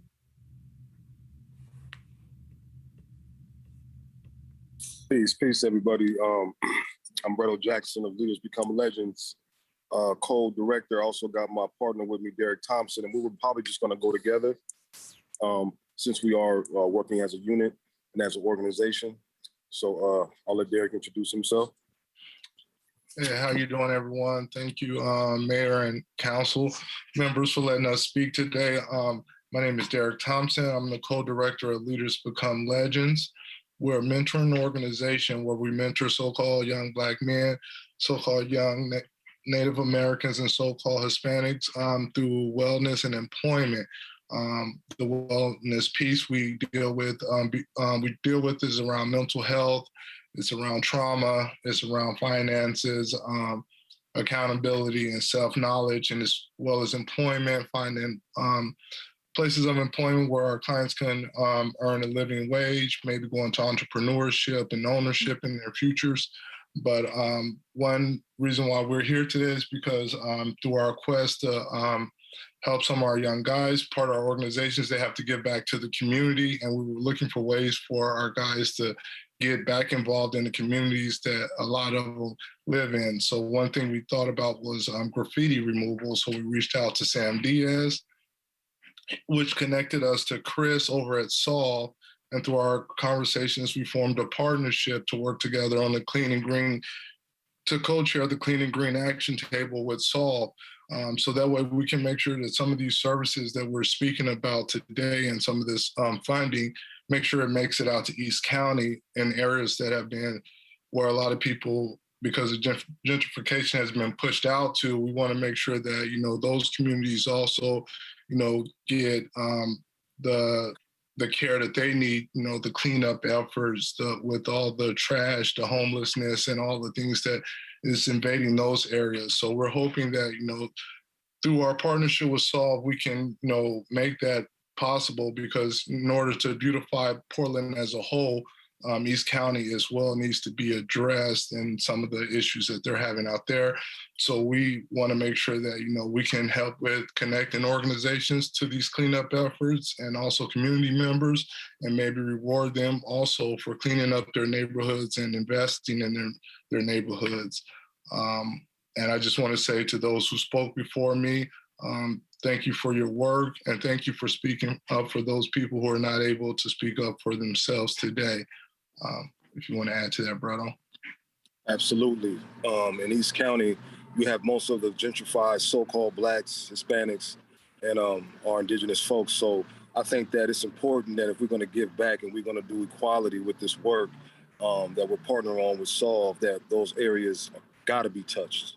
They got to be touched, and it also it invites them to actually take ownership in the community, which maybe they'll be able to show a little bit more respect for. As you know, with the murders and the gang violence that's going on, when people see a bunch of people out that look like them cleaning up the community, you know what I'm saying? It just instills a little bit of more pride in oneself and where we stay and where we live, and so it's just really important, not only financially for them to get these gift cards and stuff that we're going to be able to give them, but also take something back that money can't buy, which is, a sense of peace and a sense of understanding and community. And I think that that's a huge part of our work with Solve and PDX Clean and Green. Thank you.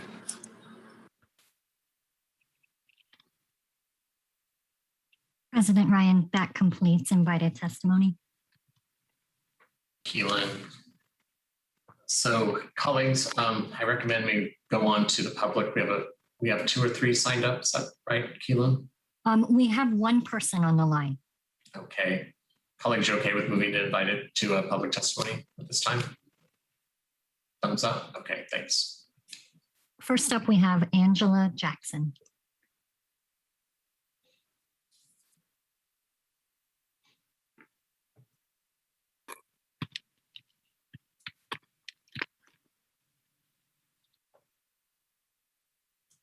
Do you see Angela on the call?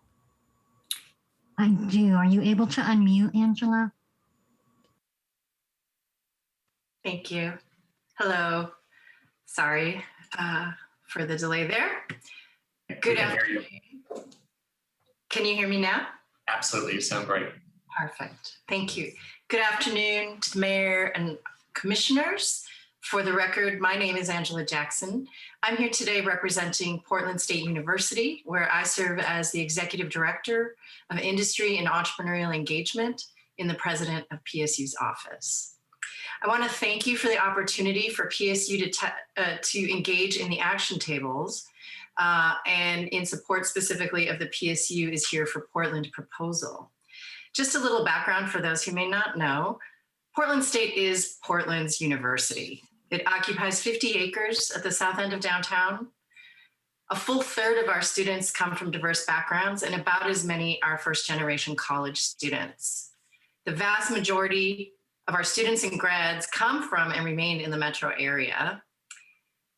They are really Portland's current and future secret weapon, our diverse current and future workforce, your neighbor, the source of the next big thing, and a place to gain new credentials that provide social and economic mobility, something that PSU is known for nationally and is also top in the state.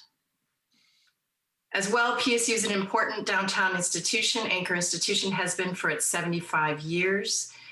We're not going anywhere. We are uniquely empowered to jumpstart an equitable downtown recovery as we are putting 25,000 students, staff, and faculty on the street in downtown in September. This will immediately increase vibrancy, safety, and economic impact to the downtown core, particularly its struggling small businesses and restaurants. Through participation with community partners and members of the mayor's team on 3 of the action tables, we are so grateful for the opportunity to do what we do best, collaborate and share ideas with our fellow community partners to solve problems, co-create innovative solutions to the challenges we all face. Through the action table process, we are finding ways to put funds in the hands of the neediest PSU students, many of whom suffer tremendous food insecurity, as well as some houselessness impact as well. These will allow students to procure goods and services from the very businesses that have been most adversely impacted by the pandemic. We're exploring doing so in a way that greatly reduces the expenses of payment processing for these very impacted businesses. We're also planning numerous event activations in September and October on our campus and to lead people from downtown to and from our campus, to showcase artists, creators, sacred public spaces, and more. We also seek to provide interns or workers in a win-win plan that quickly helps impacted businesses and restaurants recover those who have not been able to source workers. So as PSU celebrates its 75th anniversary this year, our mission has never rung more true: let knowledge serve the city. We're grateful to be a partner in the solutions. We're grateful to be a partner in jumpstarting downtown recovery. And we thank you for the opportunity to participate in the action tables and to testify today. Thank you. Thank you. And that concludes all the testimony, correct, Keelan? Yes, that's all that's on the line. Colleagues, I propose this is an emergency ordinance, and if there's no more deliberation, could I get a motion to accept the ordinance? So moved. Moved by Commissioner Hardesty. Is there a second? Second. Thank you, Commissioner Mapps. So looks like we can go. Keelan, you can go ahead and call the roll. Hardesty. First, let me just say thank you to Kimberly Branham and Tom Reinhardt and all the folks who worked over the last few months to bring order to chaos in a real economically trying time for the city of Portland. I have 100 individual questions that I will get answered later. But I just want to really appreciate all those who came and provided testimony today. I never felt old until I heard Daryl Grant say he'd been here for 25 years. And then I thought, man, I thought he just moved here like a couple of years ago. So I felt old in that moment, but I was pleasured to see that Daryl's hair has gotten as gray as mine. So there's at least that. This is going to help Portlanders. It's going to help Portlanders stay in their homes. It's going to help us provide legal defense for those facing eviction. This is going to give us an opportunity to help stabilize people where they are, whether they are houseless today or housed insecurely.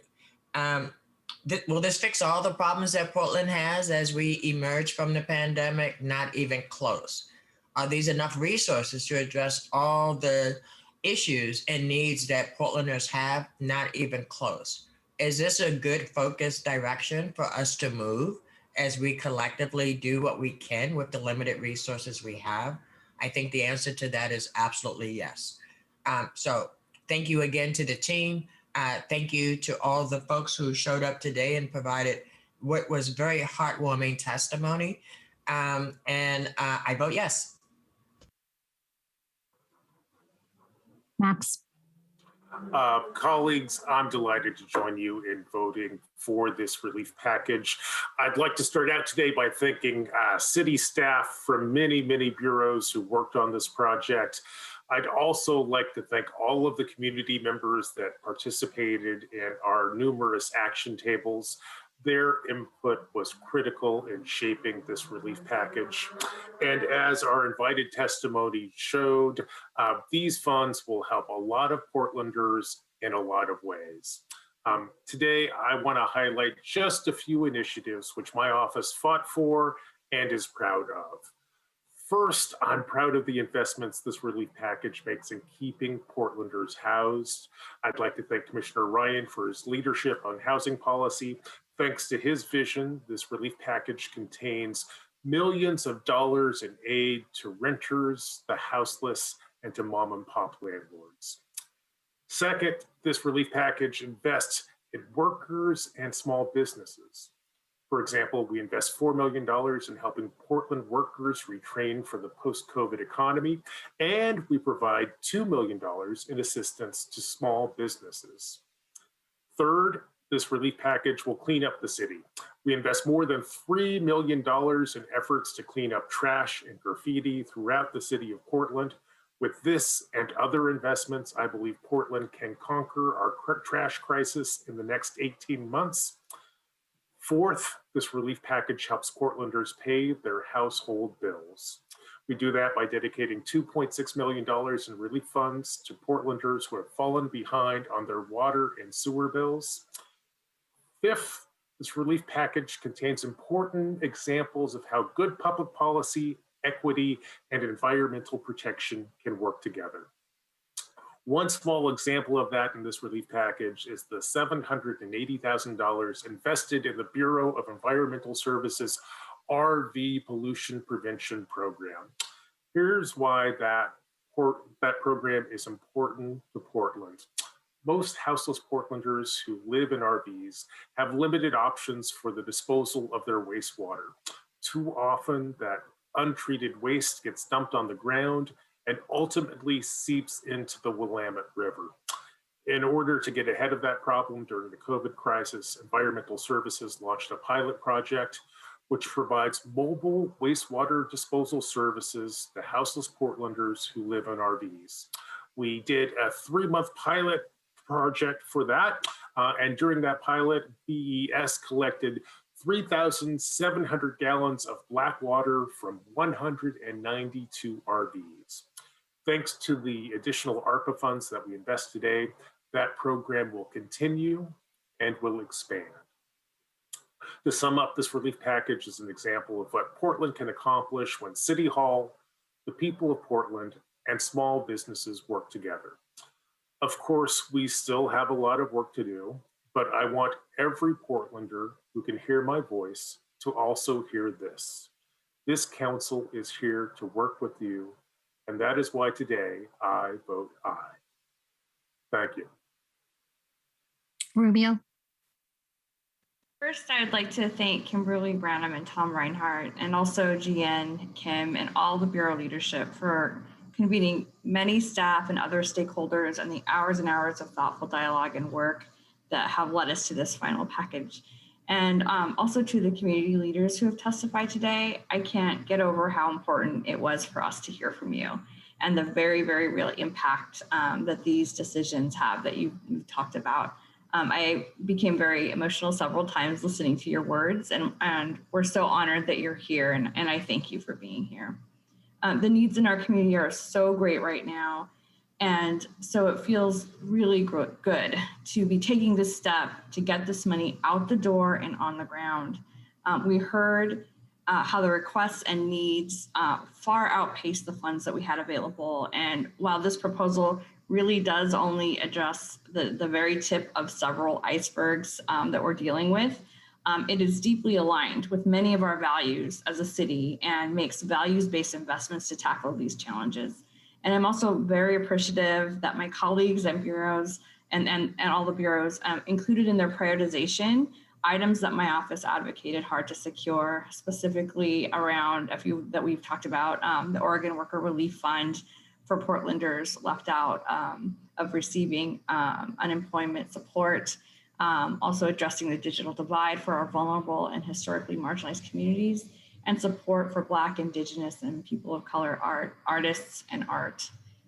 We as a council also have a clear alignment around support for our vulnerable houseless community and doing what we can together with other jurisdictions to provide financial relief and prevent further housing instability during this time.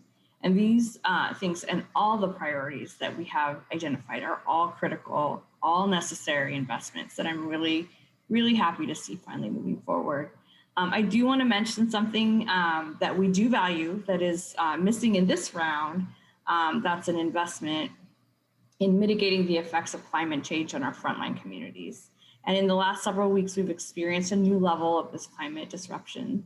And going forward, whether it's ARPA or any other opportunities, I will be advocating for transformational climate investments to ensure that we're able to readily meet the needs of this growing priority area for us. We'll hear about that more tomorrow, but I just want to reiterate its importance in terms of community stabilization and particularly for frontline communities. Again, much appreciation and love to Tom and Kimberly, Bureau leaders, the team, the community leaders, and the jurisdictional partners for this tremendous effort. You did an excellent job of prioritization on top of your already full plates, and your deep love and care for our community is evident in this work. So thank you again for everything. I vote aye. Ryan. I want to start by acknowledging how active and engaged this process has been between all of our offices and external stakeholders. I'd also like to share a note of appreciation and thanks to the Coordinating Council, OMF, Prosper Portland, and every bureau for your work throughout this process. And I got to say, today's presentation and testimony was really solid. This ordinance shows a keen focus on the city's priorities by ensuring the stability of our housed and unhoused families and proper investments in the city's American Rescue Plan dollars. Two critical programs in this ordinance will ensure that families can stay housed following the economic crisis during the pandemic. The eviction prevention and foreclosure prevention programs. Thank you, Housing Bureau, for bringing the housing stability packages forward. And people experiencing houselessness are disproportionately older and have especially high rates of underlying health conditions that make them vulnerable to severe and even fatal consequences if they become infected with COVID-19. That's why we've worked so hard during this pandemic through the Joint Office, the Impact Reduction Program, and with dozens of community partners to meet the health and safety needs of our houseless neighbors.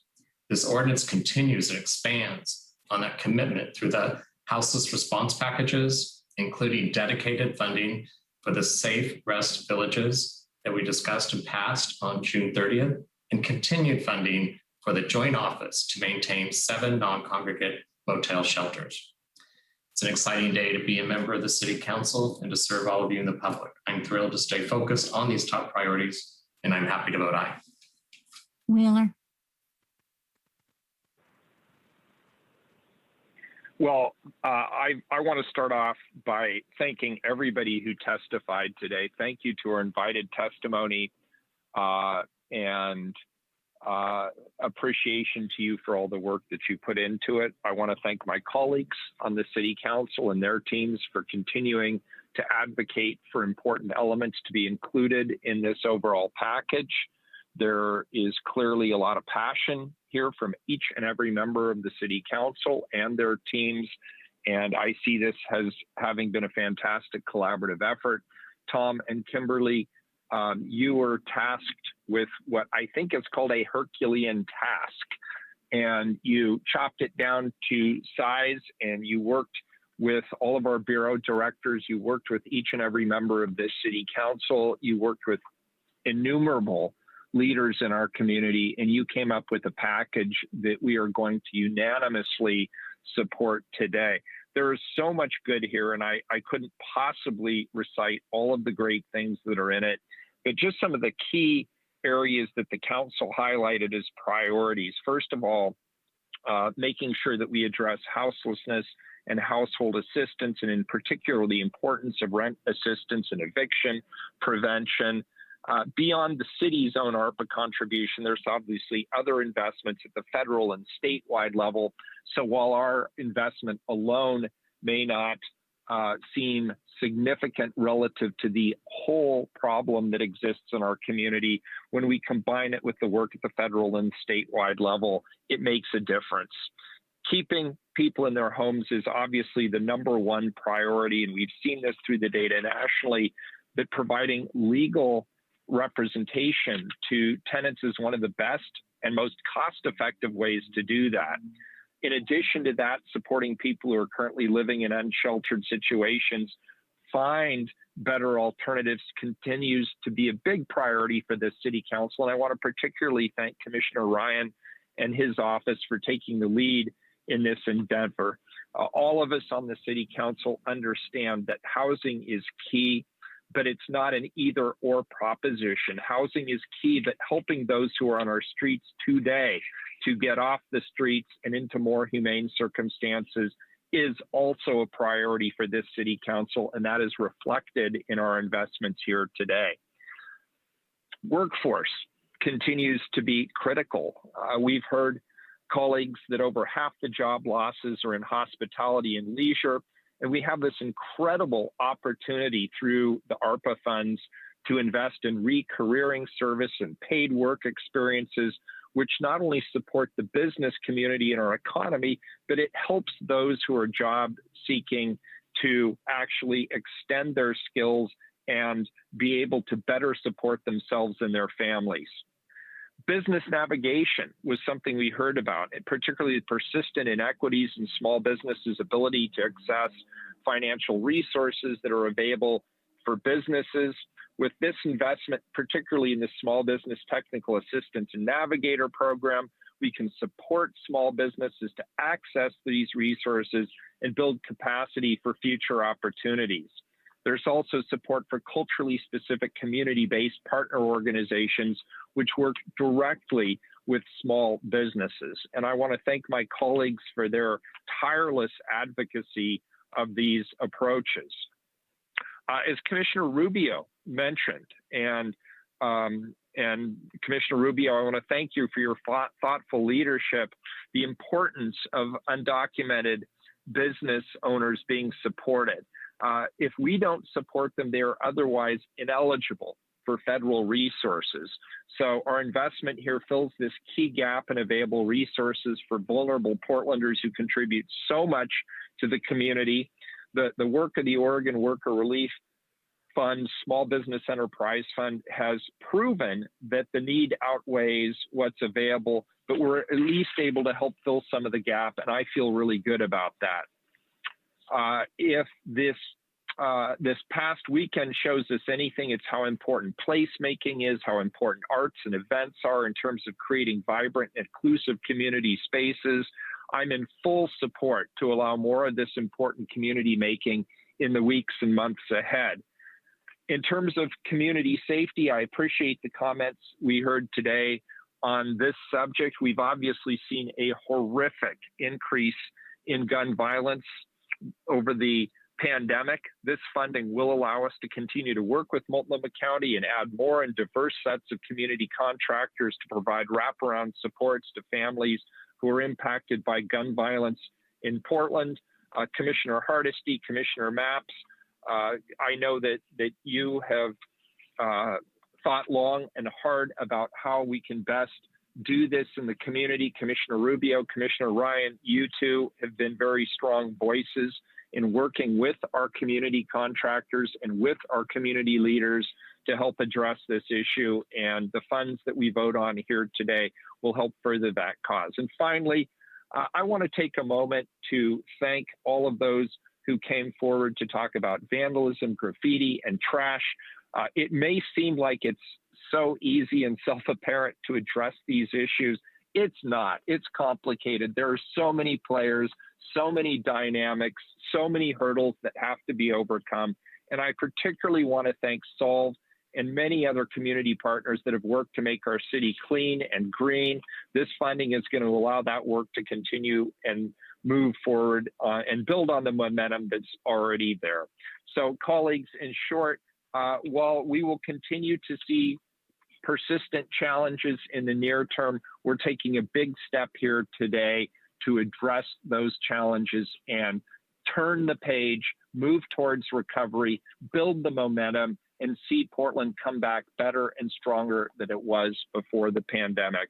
To my colleagues, I thank all of you for your leadership. I vote aye.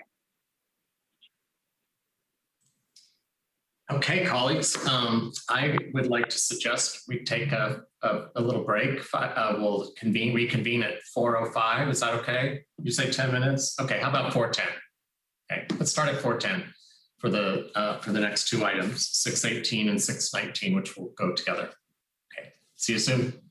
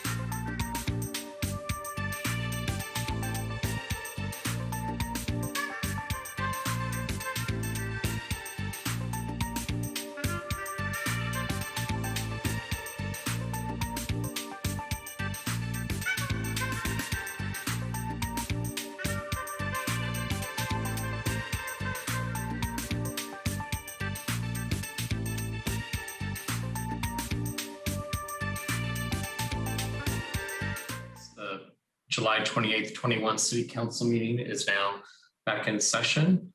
Keelan, could you read items 618, and how about if we read 618 and 619 together? Is that okay? All right, great. 618, establish a commission to write rules, definitions, procedures, and other necessary details for recommendation to council for the new police oversight system authorized by voters on the November 3rd, 2020 general election. And 619, appoint community members to the Rethink Police Accountability Commission. Thank you, Keelan. I'd like to turn this over to Commissioner Hardesty to get this started. Yep. Sorry, I was on mute. Mayor, would you like to provide opening comments?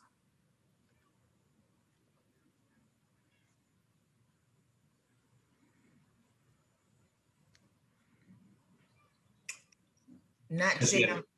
Could be in one of those zones right now. Yeah. You may be in one of those zones, so I am very happy to take it away. As colleagues, as you may remember, November last year, voters overwhelmingly by over 80% margin approved a new police accountability system. Voters spoke very loudly. I want to start by appreciating the city council from that era because unanimously, the city council sent this referral to voters for their input. And as I said, over 80% of voters voted in favor of us creating a new oversight body. I'm excited to bring forth today the system that will help us create that. We have two resolutions before us. I would like to first discuss 619, which will be formally appointing the members of the Rethink Police Accountability Commission, and then 618, which is the scope of work that this commission will need to accomplish over the next 18 months. We had a very successful recruitment process for this commission with over 100 completed applications being submitted. And just like as we sent this to the voters, this commission is a reflection of a city council effort, all 5 offices working together to identify the 20 candidates that have moved forward to today's installation. I believe we have a diversity of backgrounds, viewpoints, and lived experience that will produce a robust and thoughtful set of recommendations on how our new police oversight system should function. As for the scope of work, my office took comments from the previous charter commission amendment drafting process, insight from community partners, and collaborated with our city legal team to create a thorough outline of the critically important work that our new commission needs to conduct and the important questions they will need to answer. Before I turn it over to staff, I would like to make a motion to adopt the biographies and statements of intent from our appointees, which was in the Tuesday memo. Okay. Thank you. Thank you, colleagues. And to help introduce us to our committee members and walk us through the scope of work, I would like to turn this over to Derek Bradley, my policy director. Derek, take it away. Thank you, Commissioner. Thank you, members of council. For the record, my name is Derek Bradley. I'm Commissioner Hardesty's policy director. So we're going to take this flip order. We're going to talk about 619 first and allow our great panel of appointees to introduce themselves. Not everyone was going to be able to make it today, unfortunately. I will read the brief biography and statements of intent of those that wouldn't. I specifically flagged for them that they'd have the opportunity to have their biographies and statements of intent read into the record by me.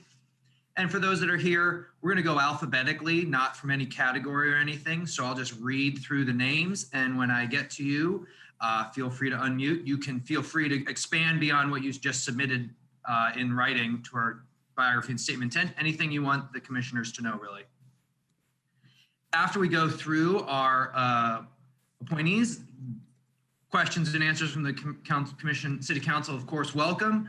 I will then talk about the scope of work, 618, have an opportunity for questions and answers then, and then I assume at that point would be voting on the resolutions. Just a couple of notes before we jump into the appointees.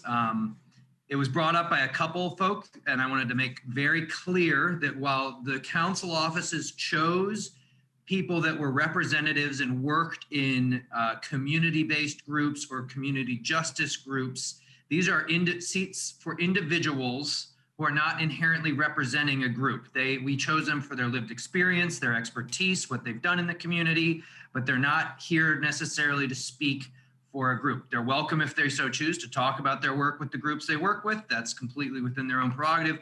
But a couple people asked me to clarify that they are, as individual community members, representing themselves and their lived experiences on this commission. So that being said, I will start with our first appointee's brief bio and statement of intent, Faith Aiken. I don't believe Faith is on the line. Oh, she's here. Faith, hello. Thank you for being able to join us, and please introduce yourself.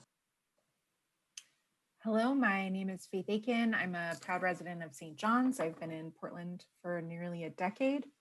During the day, I work at Prosper Portland as a project manager, developing, analyze, and making meaning of our agency-wide metrics.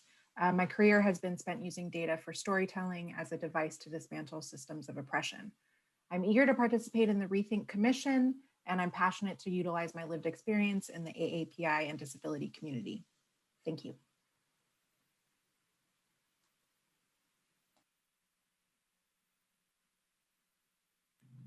Thank you, Faith. There I go. Yeah. It's the same problem that I see so many people have over here. You think you hit the unmute button and it just doesn't go. Next, we have Debbie Iona, who I know said she was unable to attend today. Debbie is a longtime resident of Portland and an active volunteer with the League of Women Voters of Portland. She currently is the Action Committee Chair, has been on the board for over 25 years, and served as president from 1995 to 2000. She first became involved in police oversight in 2000 when she assumed responsibility for representing the League of Mayor Katz's PIIAC reform work group. As for her statement of intent, Debbie wished to share that the League has been consistently involved in this issue since the early 1980s, when the League president served on the Stores Commission that was responsible for recommending creation of the city's first oversight system. Debbie's tracked the issue until handing it off. She tracked the issue until handing it off in 2000 to Ms. Iona, who has been monitoring the independent police review and police-related committees since then. As a member of our current system and a supporter of stronger oversight, Ms. Iona is interested in working with others on the commission to design a system that's transparent, accessible to the public, holds officers accountable, and improves police conduct and policies. And just on a personal note, Debbie's been a great source of information on this and other police efforts that I've been involved in since joining Commissioner Hardesty's office. I've appreciated her assistance in helping me learn a lot about this subject. And also, if I pronounce anyone's name wrong when you're here, I apologize. I will try my best here. Next, we have Monica Arce, A-R-C-E. I don't believe Monica was able to join us today, but she is a certified nurse midwife who has been working at the Virginia Garcia Memorial Health Center for the last 13 years. She is now the site medical director for the Virginia Garcia Women's Clinic. She was raised in Peru and moved to the US in 1990 to go to college. After her first degree in 1994 from Tulane University, she worked as a medical interpreter in Portland for 10 years. She then attended OHSU and graduated from midwifery school in 2007. Monica has been serving the Latinx community locally for over 23 years. As for her statement of intent,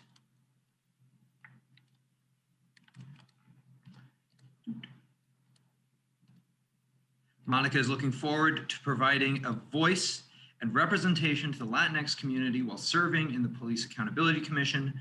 During her work as the site medical director at VG, which is Virginia Garcia, she has had ample experience negotiating and representing the concerns and interests of the patients of Virginia Garcia at several institutions, including the large hospital systems where deliveries take place.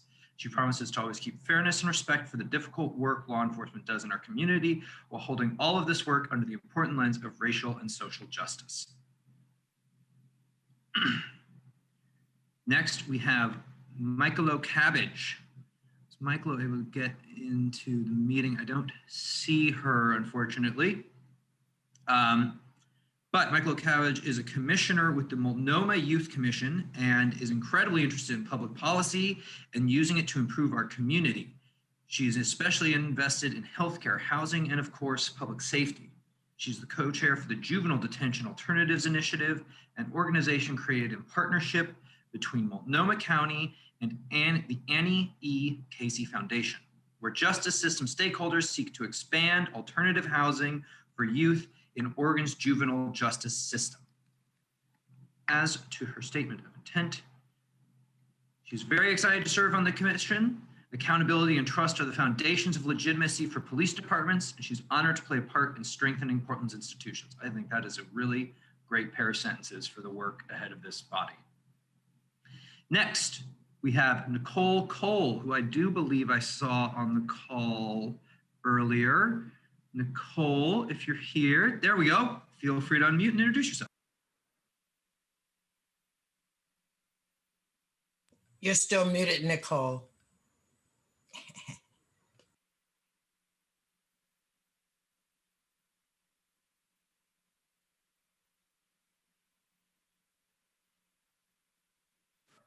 The host might be able to unmute Nicole. Maybe we should come back to Nicole, maybe go to the next person and come back. Certainly. Nicole, we'll try a couple more folk and then we'll circle around and see if you've been able to resolve your audio issues.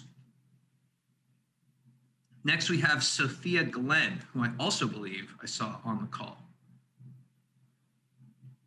There's Sophia. Well, thank you, Derek. I thought you were going to read my my little bio before, but I just want to say that I'm Sophia Glenn. I am a resident here in Portland for the last 13 years. I'm an economist. I'm a doctor of economics, agriculture economics. I've been doing that for about, I don't know, I'd hate to say about 30 years. It's a long time. But anyway, I work for the federal government as an economist, an agricultural economist. I'm also a member of the Women's Center for Leadership. I participate with their committees from time to time. I'm also a member of the Pacific Northwest Family Circle. I've been also doing a little bit of work in the foster care system, providing mentorship. And I've had a lot of experience personally with policing. I've had family members who have been fatally killed by the police. And I know how that affects not only myself, it affects the community and the others that are surrounding that. And some of my work that I'm doing is some of the economic costs associated with social injustice in policing. So I'm doing a lot of work to see how that economics and our policing and our justice system go hand in hand. You know, justice is good business for all of us. And so I'm here in the commission, hopefully to lend that data and information to help make sure that, you know, our policing is relevant. It assists the community at hand and that we have a much better relationship with the police department. So Derek, if you wanted to read off my synopsis, you can do that. Happy to. Sophia moved to Portland in 2008 and has been working and living in the city since then. She cares about her community and wants to serve to make a positive contribution to the commission that brings about deep-rooted police reforms in a non-violent manner. And statement of intent.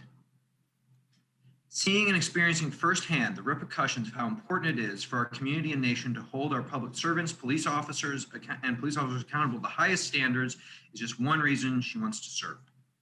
The other reason is to glean from these experiences to help build a community with police officers who are truly and humbly serving the public needs in a kind, respectful, and dignified manner.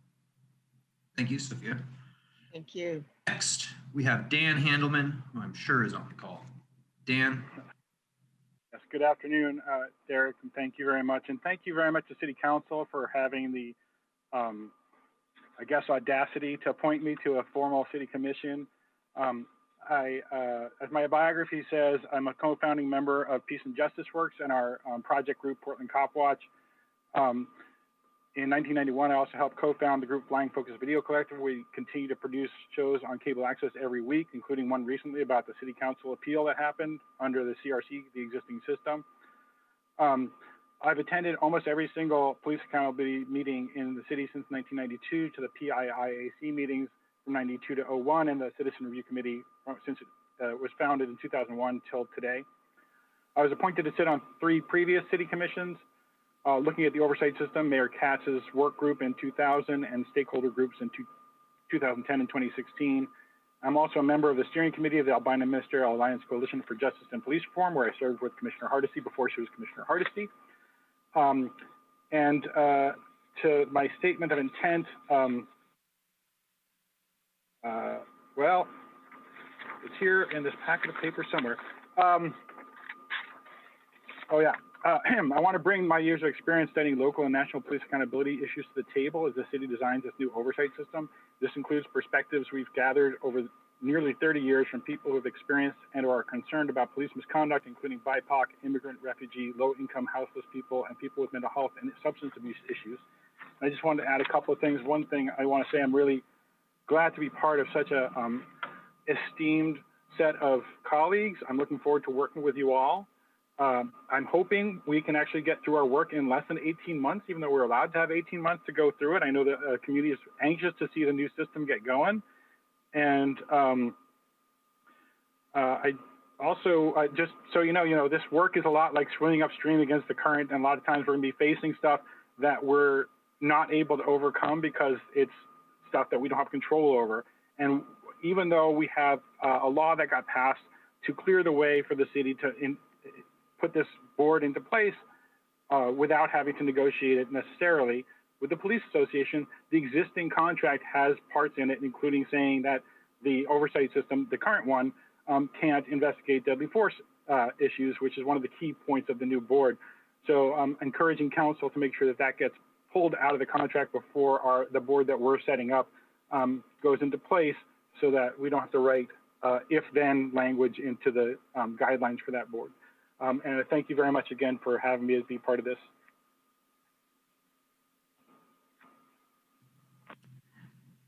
Thank you, Dan. Next, we have Eric Hunter, and I do see Eric is on the call. I am here, yes. Hello, good afternoon, everyone. My name is Eric Hunter. I'm the CEO of Care Oregon, a community-based organization here based in the city of Portland, but serving all of Oregon.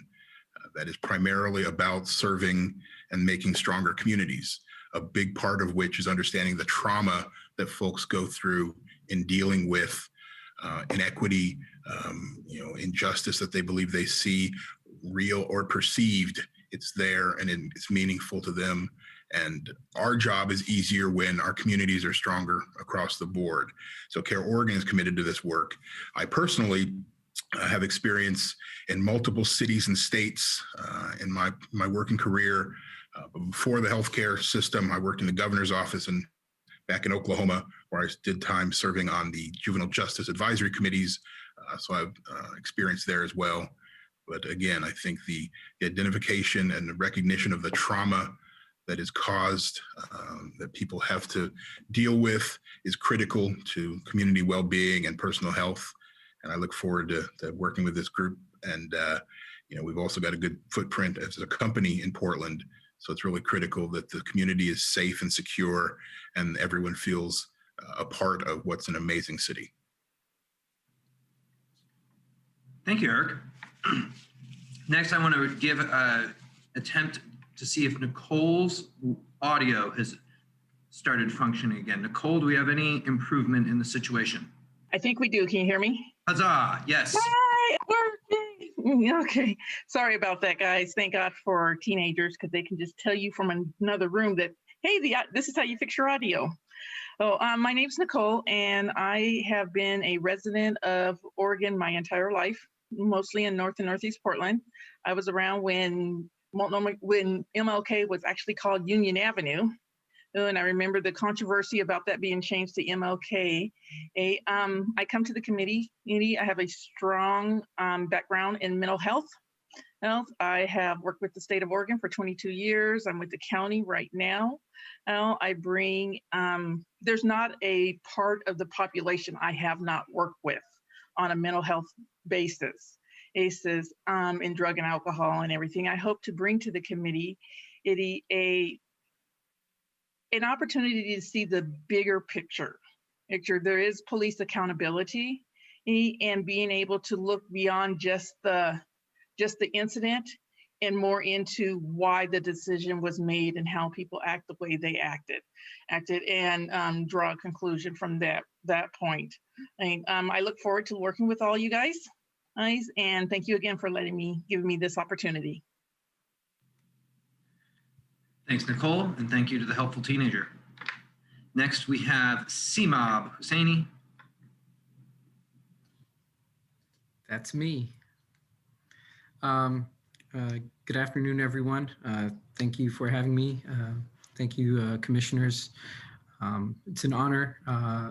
As a social justice advocate, I'm a founding member of a Muslim civil rights organization in the state of Oregon. As a community organizer, I've created dialogue with Oregon's local state officials, their staff, while finding alliances with social justice organizations and faith leaders throughout the city and across states. As a community member and Muslim American representative, I've presented on panels, forums to advance dialogue in hate crimes and organized on-site events, rallies, marches, and protests as a member of several grassroots coalitions and networks. I often seek out opportunities to educate, advocate for others, particularly for underserved and marginalized community members. As far as my statement of intent, faith and immigrant refugee communities are impacted by injustices carried out in places where accountability and representation should matter the most. The same places where there's been historic failures. I intend to inform this commission and my communities as to what is and should be possible with rethinking Portland police accountability. Thank you. Thank you, Sima. Next, we have Lavisa Lloyd. Lavisa, I see you on here. Hello, can you guys hear me okay? Okay, great. Thank you so much. Hi, I'm Lavisa Lloyd. Right now I'm working as an intellectual property paralegal at a firm in Portland, but my background is in criminal civil rights work. From 2016 to 2019, I served in the Civil Rights Division of the Department of Justice, where mainly I assisted in the investigation and the prosecution of use of force cases involving police and correctional officers. And as a part of that work, I reviewed a really large number of internal police investigations from jurisdictions across the country, many dozens, maybe hundreds, maybe even thousands possibly. And then as an undergraduate at Howard University, I studied the intersection between US government history and African-American history. And I really hope to bring a new perspective to the issues of police accountability and to assist Portland in, basically I would love to see Portland become a national leader in this area. And it's such an honor to meet everybody here, and I'm so incredibly excited to work with you. So thank you so much, and thank you to the council. Thank you, Lavisa. Next, we have Catherine McDowell, and I also believe I saw Catherine on the line. Here I am. Good afternoon, everybody, and thank you for the opportunity to be here today. I have practiced law in Portland since 1988. I started a women-owned law firm in 2006, focusing on energy and environmental law with offices in downtown Portland. For the last 30 years, I have volunteered as a civil rights lawyer and community advocate, and that led me to seek training from the National Lawyers Guild in 2016 as a legal observer. And then I went on to start and organize the ACLU's Legal Observer Program. Based on those experiences as a legal observer, I've submitted comments and advised on various police directives and also advised on police reform legislation. As far as my statement of intent, I want to join the Rethink Police Accountability Commission because as a small business owner in downtown Portland, as a volunteer civil rights lawyer, and as an observer of police misconduct and brutality, I'm committed to advancing racial justice and disability rights through robust police oversight and accountability. That's what Measure 26, 2017 imagines, and I want to help make it happen. Thanks so much. Thank you, Catherine. Charlie Michelle Wesley is next, who I also believe I saw on the call. Yes, here I am. Hello, Charlie. Hi, how are you? Okay, so my name is Charlie Michelle Wesley, and I am a tribal member of the Confederated Tribes of Grand Ronde. I sit on their tribal health committee. I also am a volunteer for NARA, Native American Rehabilitation. And I support, I am a certified drug and alcohol counselor. So I support many women from all walks of life in their addiction recovery, and most of which also struggle with trauma, many from the Native community.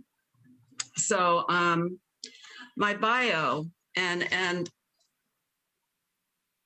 I'm not gonna mince words to make everybody comfortable. I am in recovery from intergenerational, historical, and current day trauma, including neglect, poverty, foster homes, abuses, unimaginable as a child, teen, and adult, addictions, mental illness, extensive physical and emotional police brutality, incarceration, tragic deaths of friends and loved ones, including my mother, and police beatings and imprisonment for my schizophrenic father. 20 years ago, after reconnecting with my people, I was able to turn my life around. That put me on this healing journey. And during this healing process, I discovered the common thread was that all of the above was smothered and designed in society's racist systems. I experienced racism while still in the womb of my Native mother. And unfortunately, will always anticipate racism. However, I also found my voice, my passion, my calling to be of service to all those who struggle in colonized America and fight this fight of a lifetime for justice, equity, equality, anti-racism, anti-oppression, for respect and reparation, so we can start living without fear of those who should protect and serve all the people. My intention as a Native woman in colonized America and on this committee, I first and foremost, and this is really important for you to hear, will be the uncensored voice of the people adversely affected by societal racist roots, because my entire life has prepared me for this very critical moment in history. My intent is to rise up and fight the injustices that prevail for all the people who disproportionately are affected by colonialism. I have committed myself to uprooting policing as we have experienced it. I know these goals are lofty and huge, but that's what we have to do to get anywhere. No longer allow justification for no accountability as police continue to act as judge, jury, and executioner, and instead provide anti-racism in all its form to truly serve and protect the people, not the blue line of criminal cover-up, assure that the safety and well-being of the people is priority, and erase the racial construct that was invented to oppress and with violence. My intent is nothing less is acceptable. Thank you. Thank you, Charlie. I'm glad we were able to get you to be able to join us. Glad that got sorted out. Next is Tersa Orellana, who I believe I saw on the call.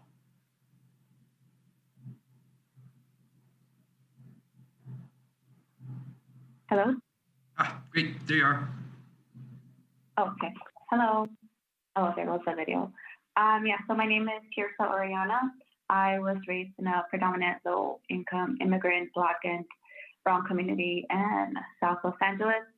I have been living in the Pacific Northwest since 2013. And I worked here in the Pacific Northwest with a local immigration law firm, local labor rights organization, and currently working in the public sector doing legal work as a paralegal for child welfare. So members in our communities have been targets of systemic injustices that place their beings at risk. I'm determined to continue listening and using my voice to demand change.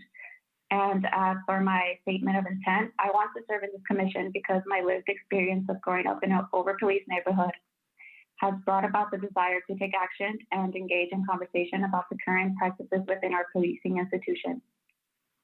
To serve in this commission would mean to bring first lived insight based on my experiences. Thank you. Thank you, Tirsa.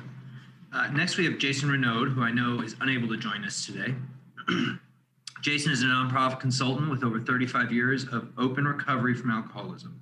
He's a well-known public speaker and educator on recovery from alcoholism and the experience of people with mental health illness, and is an active advocate for people who have fallen through the public health safety net. As for his statement of intent, Jason is, as a public advocate, has the skills to help shape the board's external and internal communications, and his experience in program development and meeting facilitation could be useful in design of integration, transition, and governance to increase public safety and reduce use of force.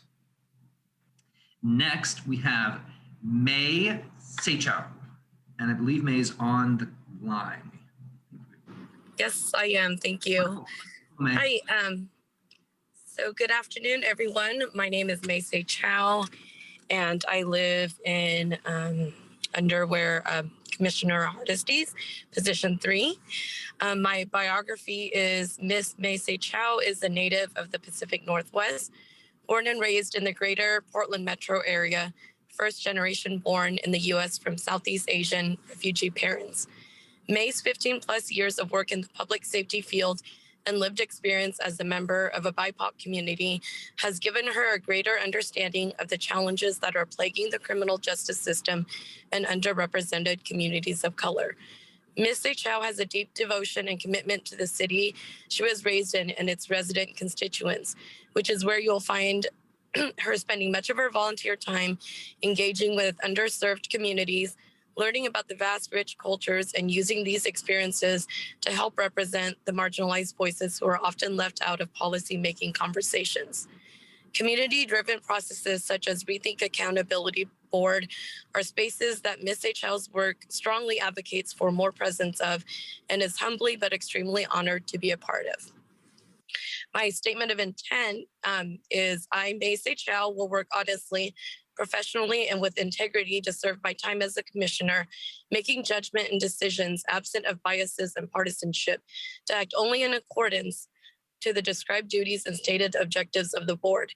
At a pivotal moment in society where communities are given a voice, we should take the opportunities to work in a unified approach to improving the systems that govern us, in turn protecting the humanity and dignity in the communities that have disproportionately been affected by these policies, and restoring the honor and trust to a profession who protect and serve the people. Thank you so much. Thank you, May. Next, we have Zoe Sigmund, who I also believe was able to join us today. Hi, guys. Thank you so much for having me.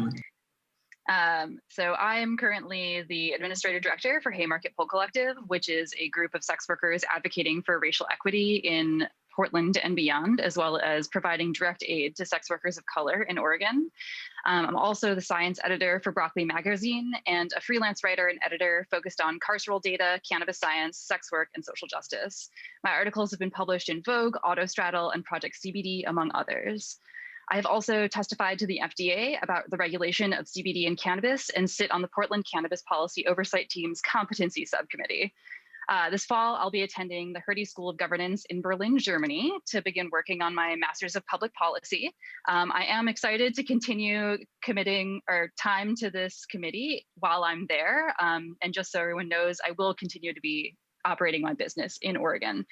As far as a statement of intent, I've been a longtime activist in Chicago and Portland, and in that work, I've seen the impacts of policing on a wide variety of communities, including in 2012, my apartment was raided by the FBI and the Chicago Police Department, and 3 of the people who were staying there were arrested and charged with terrorism at the state level. In light of the Black Lives Matter protests last summer and the generations of trauma experienced by over-policed communities of color, I'm looking forward to advocating for actionable measures that will concretely change the ways that Portland evaluates and responds to police behaviors. Thanks, Zoe. Next, we have Angie Tomlinson, who I also believe we have joining us today. Good afternoon. Thank you for inviting me to this. I guess I don't have a long introduction. You can read what I have as my statement of intent. My statement of intent is a little bit, it's hard for me, so I don't really want to talk about that right now, but I do want to say that I am looking forward to working with all of these people on this committee, and that I think that Portland can change for the better, and that is what I'm looking forward to. So thank you for having me. Thank you, Angie. We just have 3 more commission or appointees to get through, and I believe the 3 of them were unable to join us. So I'll just read really quickly their bios and statements of intent.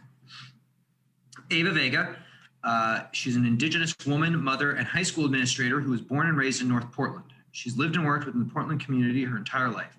She's a daughter of an immigrant father and spent the better part of her life living in poverty. She's experienced a plethora of hardships and traumas throughout her life, and as a result, is extremely passionate about providing support and resources to the most vulnerable youth within the Portland community who have also been disproportionately affected by varying traumas. As an educator, it's important to her that she instill hope in young scholars, reduce recidivism, and provide education and enrichment opportunities that foster academic achievements, life skills, and employment opportunities and trainings that promote self-efficiency.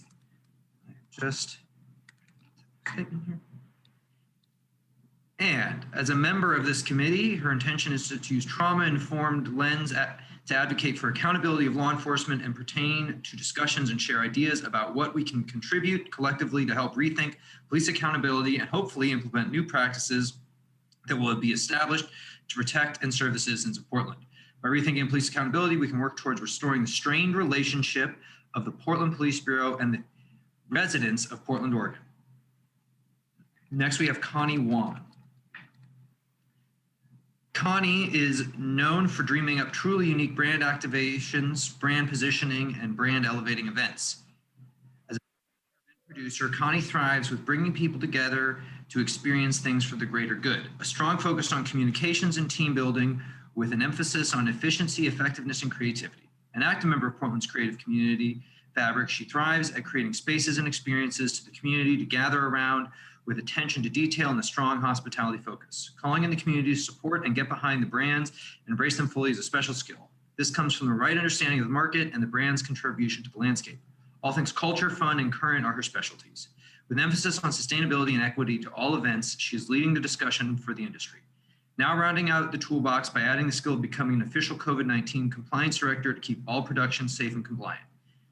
Any current film, video, music production, photography production, or small event should have the oversight and support of COVID-19's compliance officer, keeping all things experience at the forefront of safety and innovation. And to this board, her comment is that she is thrilled to be able to provide a diverse and wide perspective to the Rethink Police Accountability Commission. It is an important voice to provide for our community and to the future of humanity in Portland going forward. And finally, we have Winta Johannes. Winta is the executive director of an organization working to rebuild wealth in places that reflect joy and safety, especially for Black Portlanders.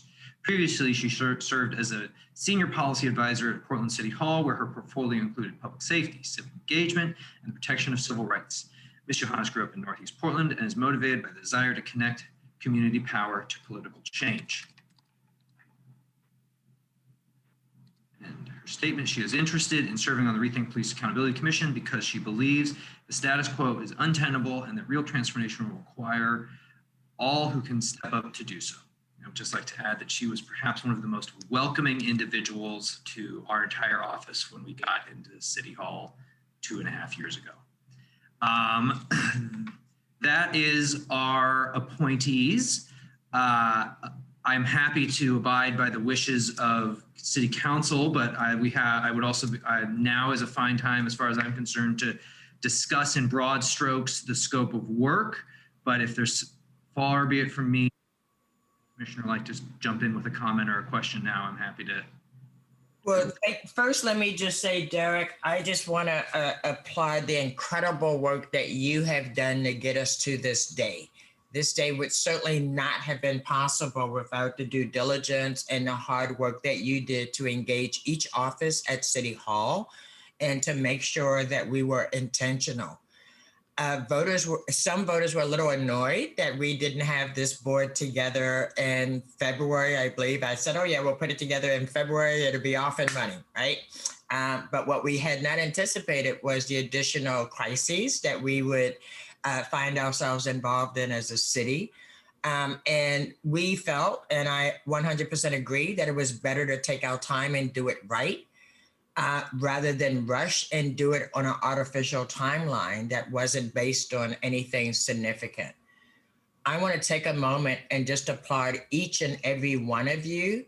Out of 100 applicants, your passion, your commitment to community, and your commitment to working cooperatively with the entire commission that we're putting together was really vital to your selection. I want to assure Charlie, you are not the only person who will speak with their own voice. We didn't pick people who did not want people to be uncomfortable. This is an uncomfortable job that you have ahead of you. And you will be faced with people who vehemently oppose what it is you're attempting to do. And so I don't want any of you to be policing your words and or your deliberation. It is my hope and desire that you will be a group of leaders that will lead with thinking and engaging the broad community that must be engaged and helping us re-identify and recommit to what community safety looks like.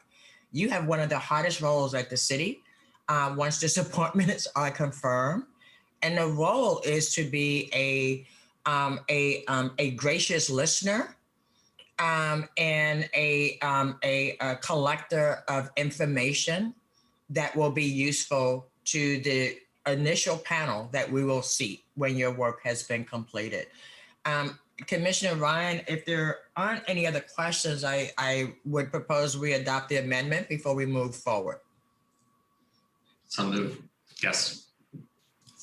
So we're going to have Keelan call the roll. Hardesty? Aye. Maps? Which amendment is before us right now? So this is the amendment that actually added the Tuesday memo with the bios and information about the appointees. Aye. Rubio? Aye. Ryan? Aye. Wheeler? Aye. And Derek, if you want to give us a brief overview of what the tasks of the commission will be, this would be a great time to do that. Thanks, Commissioner. Thank you. Commissioner Hardesty, could I jump in here? Absolutely, Mayor. I just want you to know I offered you the first words. Yeah, no, I could not unmute. I was just in a crummy area, but I did hear the testimony from everybody who has willingly and graciously stepped forward to offer their time and energy over the next 18 months to help set up this oversight and accountability mechanism. I want to say this. I think on the whole, this is an outstanding group of individuals, and I appreciate the fact that each and every one is very busy in other aspects of their life. And I appreciate some of the disclosures that specific individuals made around other important time commitments that they would reasonably have. And so I always appreciate it when people are willing to step forward, particularly on an issue of this import. It's not really my place to give you advice, but I can't help myself, so I'm going to. I was fortunate enough to work with many people in the community to established the Portland Committee on Community Engaged Police. And there were fits and starts at the beginning of that process. And ultimately, I believe it has become a self-sustaining, completely independent, and highly functional commission that nobody would ever argue is anything other than independent from my office, from City Hall, from anybody else. They do their work, they set their own agenda, and they are increasingly earning the legitimacy that they so desperately need in order to be successful. I also had the experience of witnessing their predecessor board, the COAB, collapse in what I would describe as a state of chaos. And that happened because the COAB board was never able to establish its legitimacy. In part, it was because the city council didn't give it the support it needed. The city council did not give it the tools and the leadership that it needed. And a lot of that learning went into the creation of the Portland Committee on Community Engaged Policing. And that same thinking has gone into the support that I would expect our city council will give each of you as you lay the foundation for the oversight and accountability mechanism. But where I want to give you some advice is to say that you, as Commissioner Hardesty indicated, will have to listen to other viewpoints, some viewpoints which might be very different than your own viewpoints, and take those viewpoints into consideration. Ultimately, if this is to be an effective oversight and accountability mechanism, it has to be able to work with the Portland Police Bureau and the men and women who serve in the Portland Police Bureau. And I believe that those of you who I know on this commission have that ability. I will tell you, it's somewhat awkward for me in that a number of people who are on this commission, I know vehemently disagree with my views and my perspectives around policing and what safety means in the community. And in fact, I believe a few members who are being appointed to this commission have openly and publicly called for my resignation. So there is no presumption that I have that there will necessarily be one point of view on this commission. And that's okay. That's probably a healthy thing. In a democracy, there should be different perspectives and different viewpoints. But I really just want to underscore what Commissioner Hardesty said, that in order for this to be more like PSEP in terms of its success, rather than COAB, which lacked ultimately the ability to be sustainable, is that critical element of being able to hear and listen to and respect different perspectives. And so I say that in the spirit of wanting to support your efforts, wanting to see you be successful, and wishing you the best of luck in what I think will be both an exhilarating and a very challenging experience. Thank you, Commissioner Hardesty, for letting me put that in right here. And Derek, I want to add my kudos to you. Thank you for your hard work on this. Thank you, Mayor. Thank you, Commissioner Hardesty. To just a couple of the points that the Mayor and Commissioner raised, I do really appreciate the kind words. Thank you. And I'll take a moment to thank not only first, all of the commission offices have been very heavily engaged in this, as well as some commissioners that were here when the process started last year that were very helpful. There's two individuals I want to just call out as being really, really extremely helpful, with which I don't think this process would still be complete. One is Ashley Chaden, who used to work for Civic Life and has moved elsewhere into city government. She coordinated all community-based groups and boards that the city put together. She would help coordinate and help provide support for. She, even though she was getting ready to move to a new position, she went above and beyond to really help move this process along. She taught me a lot about the process, and her assistance was invaluable. And I want to take a moment to thank her. Another is Yesenia Carrillo, who helped not one, but two city commissioners get very engaged and plugged into this work. First, Commissioner Fritz, and then Commissioner Ryan. And she was also most passionate and involved staffer from any other office. There were other really great people that have helped, but she knew every candidate. She knew every candidate's all the work and all the details about every single one of you that's being appointed and everyone else involved. And she has in her wisdom decided to leave city government to pursue the most wretched of noble causes, attending law school. And I do wish her the best of luck in that endeavor as well. To the mayor's final point is that yes, support is important. We need to make sure that you are all supported. And to that point, I do just want to comment that the city is moving into the final stages of hiring what will be a full-time staffer for this commission. City Hall's learned that it's perhaps the most predetermining factor of the success of a commission's work is, do you have a full-time staffer or not?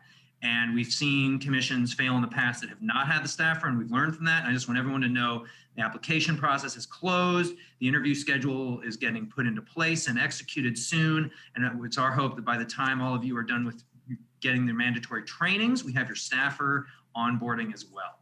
So to that point, then I want to quickly, I know it's been a long day for all of the city commissioners and their staff as well, go over the scope of work that is present online. If you haven't seen it, appointees, you can get, it's 618 on the City Council Agenda website. It'll be in your packets. You'll be able to cite it chapter verse, I'm sure, by the time your work is done. As a brief overview, there's a lot of different laws in play. There's a lot of different restrictions and requirements around that the City Council can't change around this work. You're going to have access to the city attorney's office. There's some really great people there to help give you dialed in on those. I know for a fact there are people on this commission that have a depth of knowledge on those specifics. And so just as you're working forward, there will need to be sure, oh, we want to do this thing. Can we do this because of a state law or not? And so that's sort of a big overview topic. The first real subject matter point is definitions. This comes from, the charter amendment. The metaphor we've liked to use is a framework that you all are going to help build the building out of. You're going to give going to put all the details on. And so there's some language in the charter that is notably not hyper specific, and you will be tasked with providing some definitions. There's several definitions listed, but the most notable point of the definitions is the last one, is that as you do your work, if you feel there's something that needs to be defined in code, please put it in there. That is a critically important part of your work. Get those definitions in place. As a lawyer, I know how important it is to have terms defined in city code. The next topic is transition plan. And this is something that you will be working with in tandem with our city attorney, and we'll be getting some information on for sure and providing some insight on as you dive into it. We have a police accountability system. We're building a new one. To not take time to figure out how to move from point A to point B intentionally is a way to invite disaster. And so we have a lot of, you'll learn more about that in the coming months, and that will be something that may take some time sooner than other parts of the task for various reasons that you'll learn about, but that's part of your task. Then you dive into powers of the new oversight system, which I think is going to probably be a topic that a lot of you hold a lot of passion on, obviously. What is happening? How is it done? There's only 4 points currently, but you're allowed again to expand on this. I'll just really quickly read the 4 points because this is sort of in many ways the meaty portion of this. Power to compel testimony and method of obtaining testimony. Access to police records, evidence, and data, and access to police databases as authorized by federal state law. How to propose direct changes to police policies and directives, and how the board imposes discipline within any due process and or just cause requirements. I know that's good. Those it's an easy way of just like compactly stating how will this board do the things it needs to do, but that's clearly a weighty topic that will have a lot of your time consumed to it. Then finally, in requirement is organizational details. This may seem like less of the, very exciting work, but again, very important. This is not just creating code. This is creating an institution, and an institution needs to have framework. It needs to have a foundation. It needs to have an understanding of how it will operate. This is something that, again, you can access city expertise. There's a lot of experts across city government that have set up a lot of different institutions and a lot of different frameworks. We encourage you on all of these. Ask to talk to people across city government who you think can provide you with some insight. Our office is available. I'm sure other people in other council offices are available. This will not be a Commissioner Hardesty team run and managed institution. You guys will be independent. You'll have your own staffer, and you will set your own identity and goals and meetings, and you will, and we are available to help, but you will be your independent entity. And so then there's some other optional duties of the commission that I don't want to dive into. It is up to you in your independence to decide if you were going to pursue those or not. And so that's sort of a broad stroke. I didn't want to take too much time. I welcome any questions from city councilors on that. And if you don't have access appointees to this readily, feel free to email me. I know all of you have gotten my email address and I can forward it to you.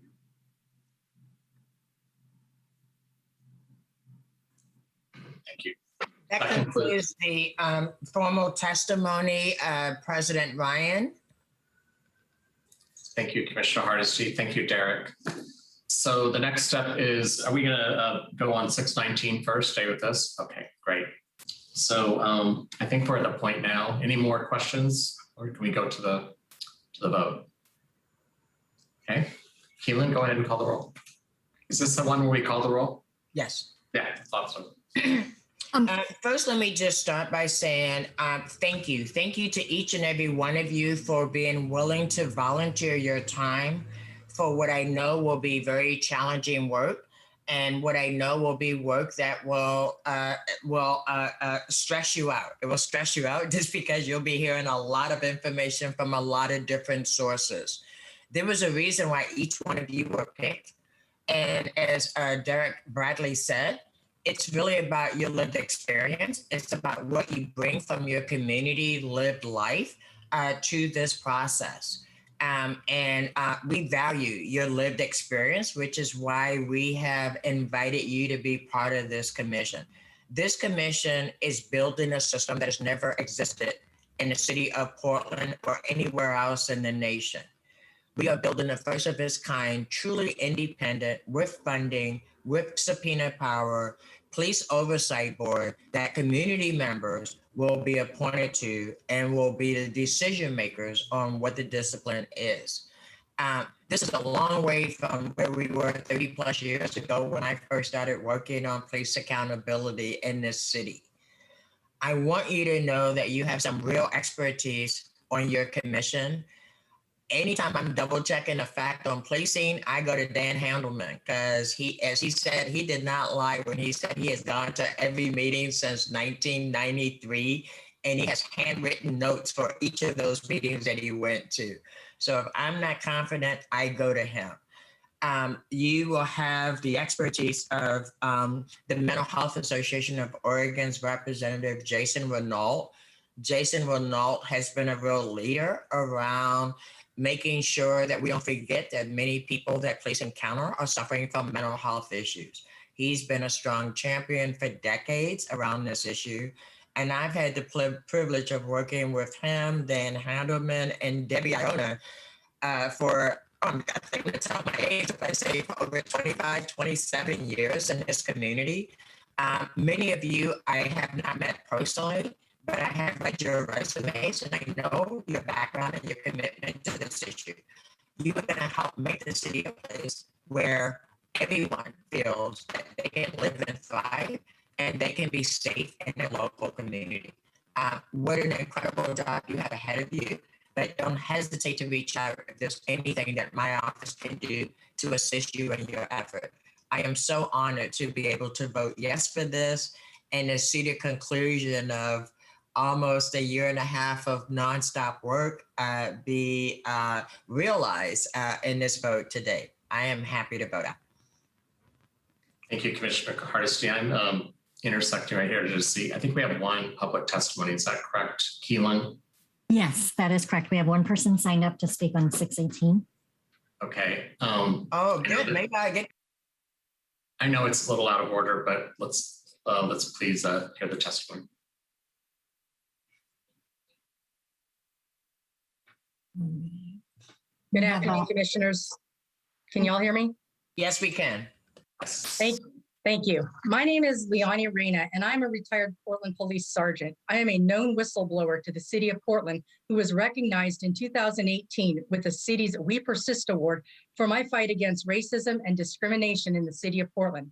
I am a change agent with an interest in police accountability, which is a leadership problem at all levels of Portland city government, and it is incorrect to blame the rank and file for the trust issues occurring in the police department.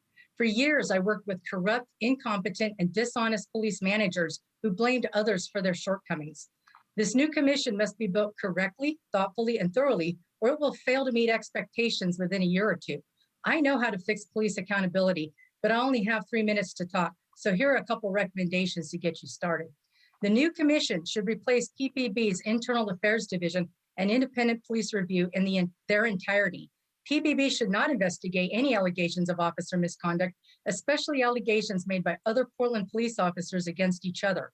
It is well known in the department, and it has been well published by the media, that PPB-IA does not properly, fairly, ethically, equitably, and thoroughly investigate officer misconduct complaints which come from within, especially whistleblower complaints of sexual harassment, discrimination, retaliation, and other misconduct. I have reviewed OIR reports and public records of officer-involved shootings and have found serious flaws in the investigations of those shootings, particularly shootings involving people of color or experiencing mental illness. Police officers have gotten away with shooting people because of good old boy investigative tactics, and several of those officers have been promoted for their poor decision-making.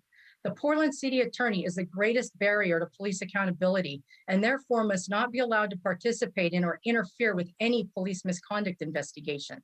The 2004 IPR report on the City of Portland's handling of tort claims alleging police misconduct describes the City Attorney's playbook for covering up and not properly investigating officer misconduct tied to torts and lawsuits. I know from personal experience, the assigned city attorney directs the investigative mechanism of internal complaints to stymie the accountability of police officers so the city won't have to pay on officer liability.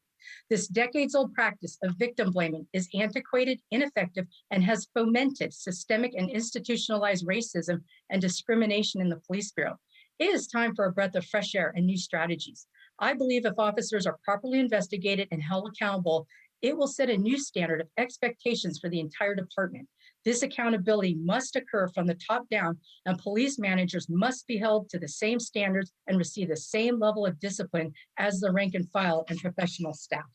Lastly, the Citizen Review Committee should continue to exist as a checks and balances entity to address appeals by all complainants, including complaints filed by actively employed police officers and whistleblowers who currently have no recourse to file an appeal to the CRC. Thank you for your time. Thank you so much for that testimony. Dan Handelman, I've seen your chats. You promised 1 minute, so we're going to start the clock at 1 minute. You good? Yeah, thank you very much, Commissioner Ryan. Again, this is Dan Handelman with Portland Cop Watch. I just want to say Commissioner Hardesty visited the CRC meeting this month to talk about the new oversight board and reminded everybody that when the IPR CRC system was put in place, we were promised to review that system exactly 1 year later, and it took 7 years before that happened. And I don't want to see that happen again, and I would just want to assure my fellow commissioners that we will try our best to make a perfect system, to make this a system that, you know, we've figured out everything and we want to make it work right, but it may not. And I for one, welcome 100% having something built in once the system is up and running, where 1 year into it, it gets reviewed so that it can be tweaked and finished and finalized and made better. So I hope that nobody's expecting that it's going to be perfect out of the gate. Thank you very much. Thank you, Dan. Brevity is a leadership skill. Thanks for demonstrating that. So Keelan, can we go back to the roll? Yes. Maps. Commissioner Hardesty, did you want to make a statement? Thank you. Colleagues, I want to address both resolutions before us today for the sake of brevity. And I'd like to start by saying I'm delighted to join you in voting for both of these ordinances. This day has been a long time in coming, As we all remember, last November, an overwhelming majority of Portlanders voted to create a new civilian-led police oversight system and commission. Today, this council will take an important step towards carrying out the will of the voters. I'd like to begin by recognizing Commissioner Hardesty for her leadership on public safety reform. I'd also like to thank each and every one of the volunteers who agreed to serve on the Rethink Police Accountability Commission. I'd also like to take a moment to honor the work of our independent police review staff and the volunteers who serve on the Citizens Review Commission, who are currently providing community oversight around policing. One of the things we have learned from their experiences is that this is very difficult work. And finally, I'd like to acknowledge the important work performed by Portland's police officers. They are on the front lines of keeping our community safe. I'm grateful for their service to our city. I also see the need for police reform, and I see the good work done by Portland's public safety officers. Well, the vote we take today is an important step towards a more perfect public safety system. There is more work left to be done. Gun violence in our city is higher than it's been in decades. Mentally ill Portlanders continue to be shot by the police at a heartbreaking rate. Police response times are near an all-time low. Our approach to policing is still too militarized. Community policing here in Portland is now a distant memory. And Portland remains one of the only major cities in America which does not have a body cam program for its police bureau. These failings also need to be fixed and can be fixed. So even as we stand up a new system of independent civilian-led oversight, I look forward to working with this council and the people of Portland to solve those problems too. For those reasons, I vote aye on the ordinances before us today. Thank you. Rubio. First, I want to thank Commissioner Hardesty for consistently advocating on behalf of community and also for your decades of work that have set the stage for today. So thank you, Commissioner.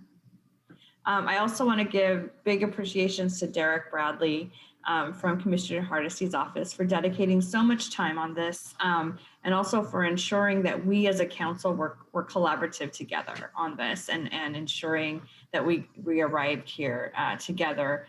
The process of building will be really important for so many reasons, but most importantly, it's to ensure that this new oversight body has the right tools and mechanisms to be successful. And this is a very impressive group of appointees, and the collective experience and wisdom here is incredibly valuable for our city.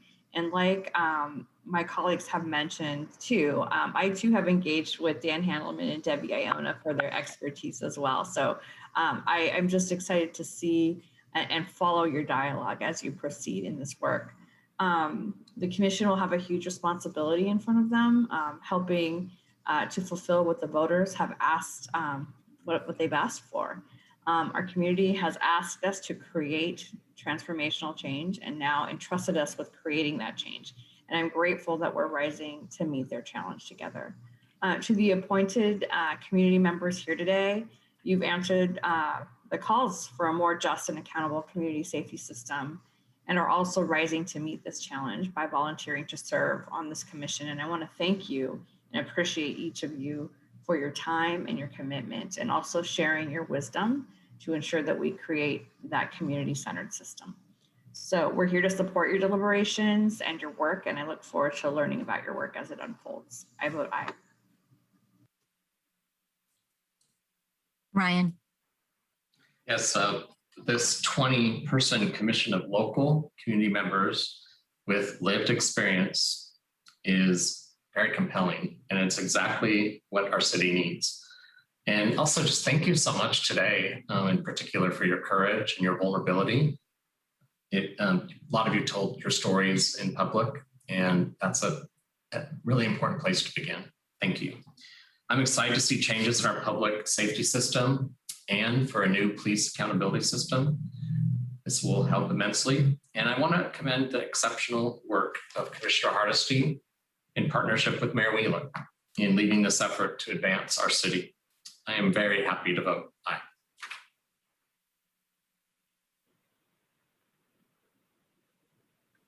Wheeler.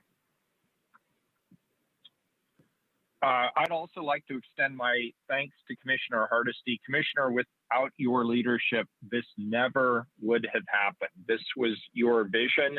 You pushed hard for it. You were able to bring this to the council and get exceptional support from the public in terms of the vote on the oversight and accountability mechanism. What the public was saying loudly and clearly was that the current status quo around accountability does not work. And I agree. There are too many processes, too many different committees that meet. There's the IPR, there's the internal affairs investigation, there's the CRC process, and they don't neatly dovetail with each other.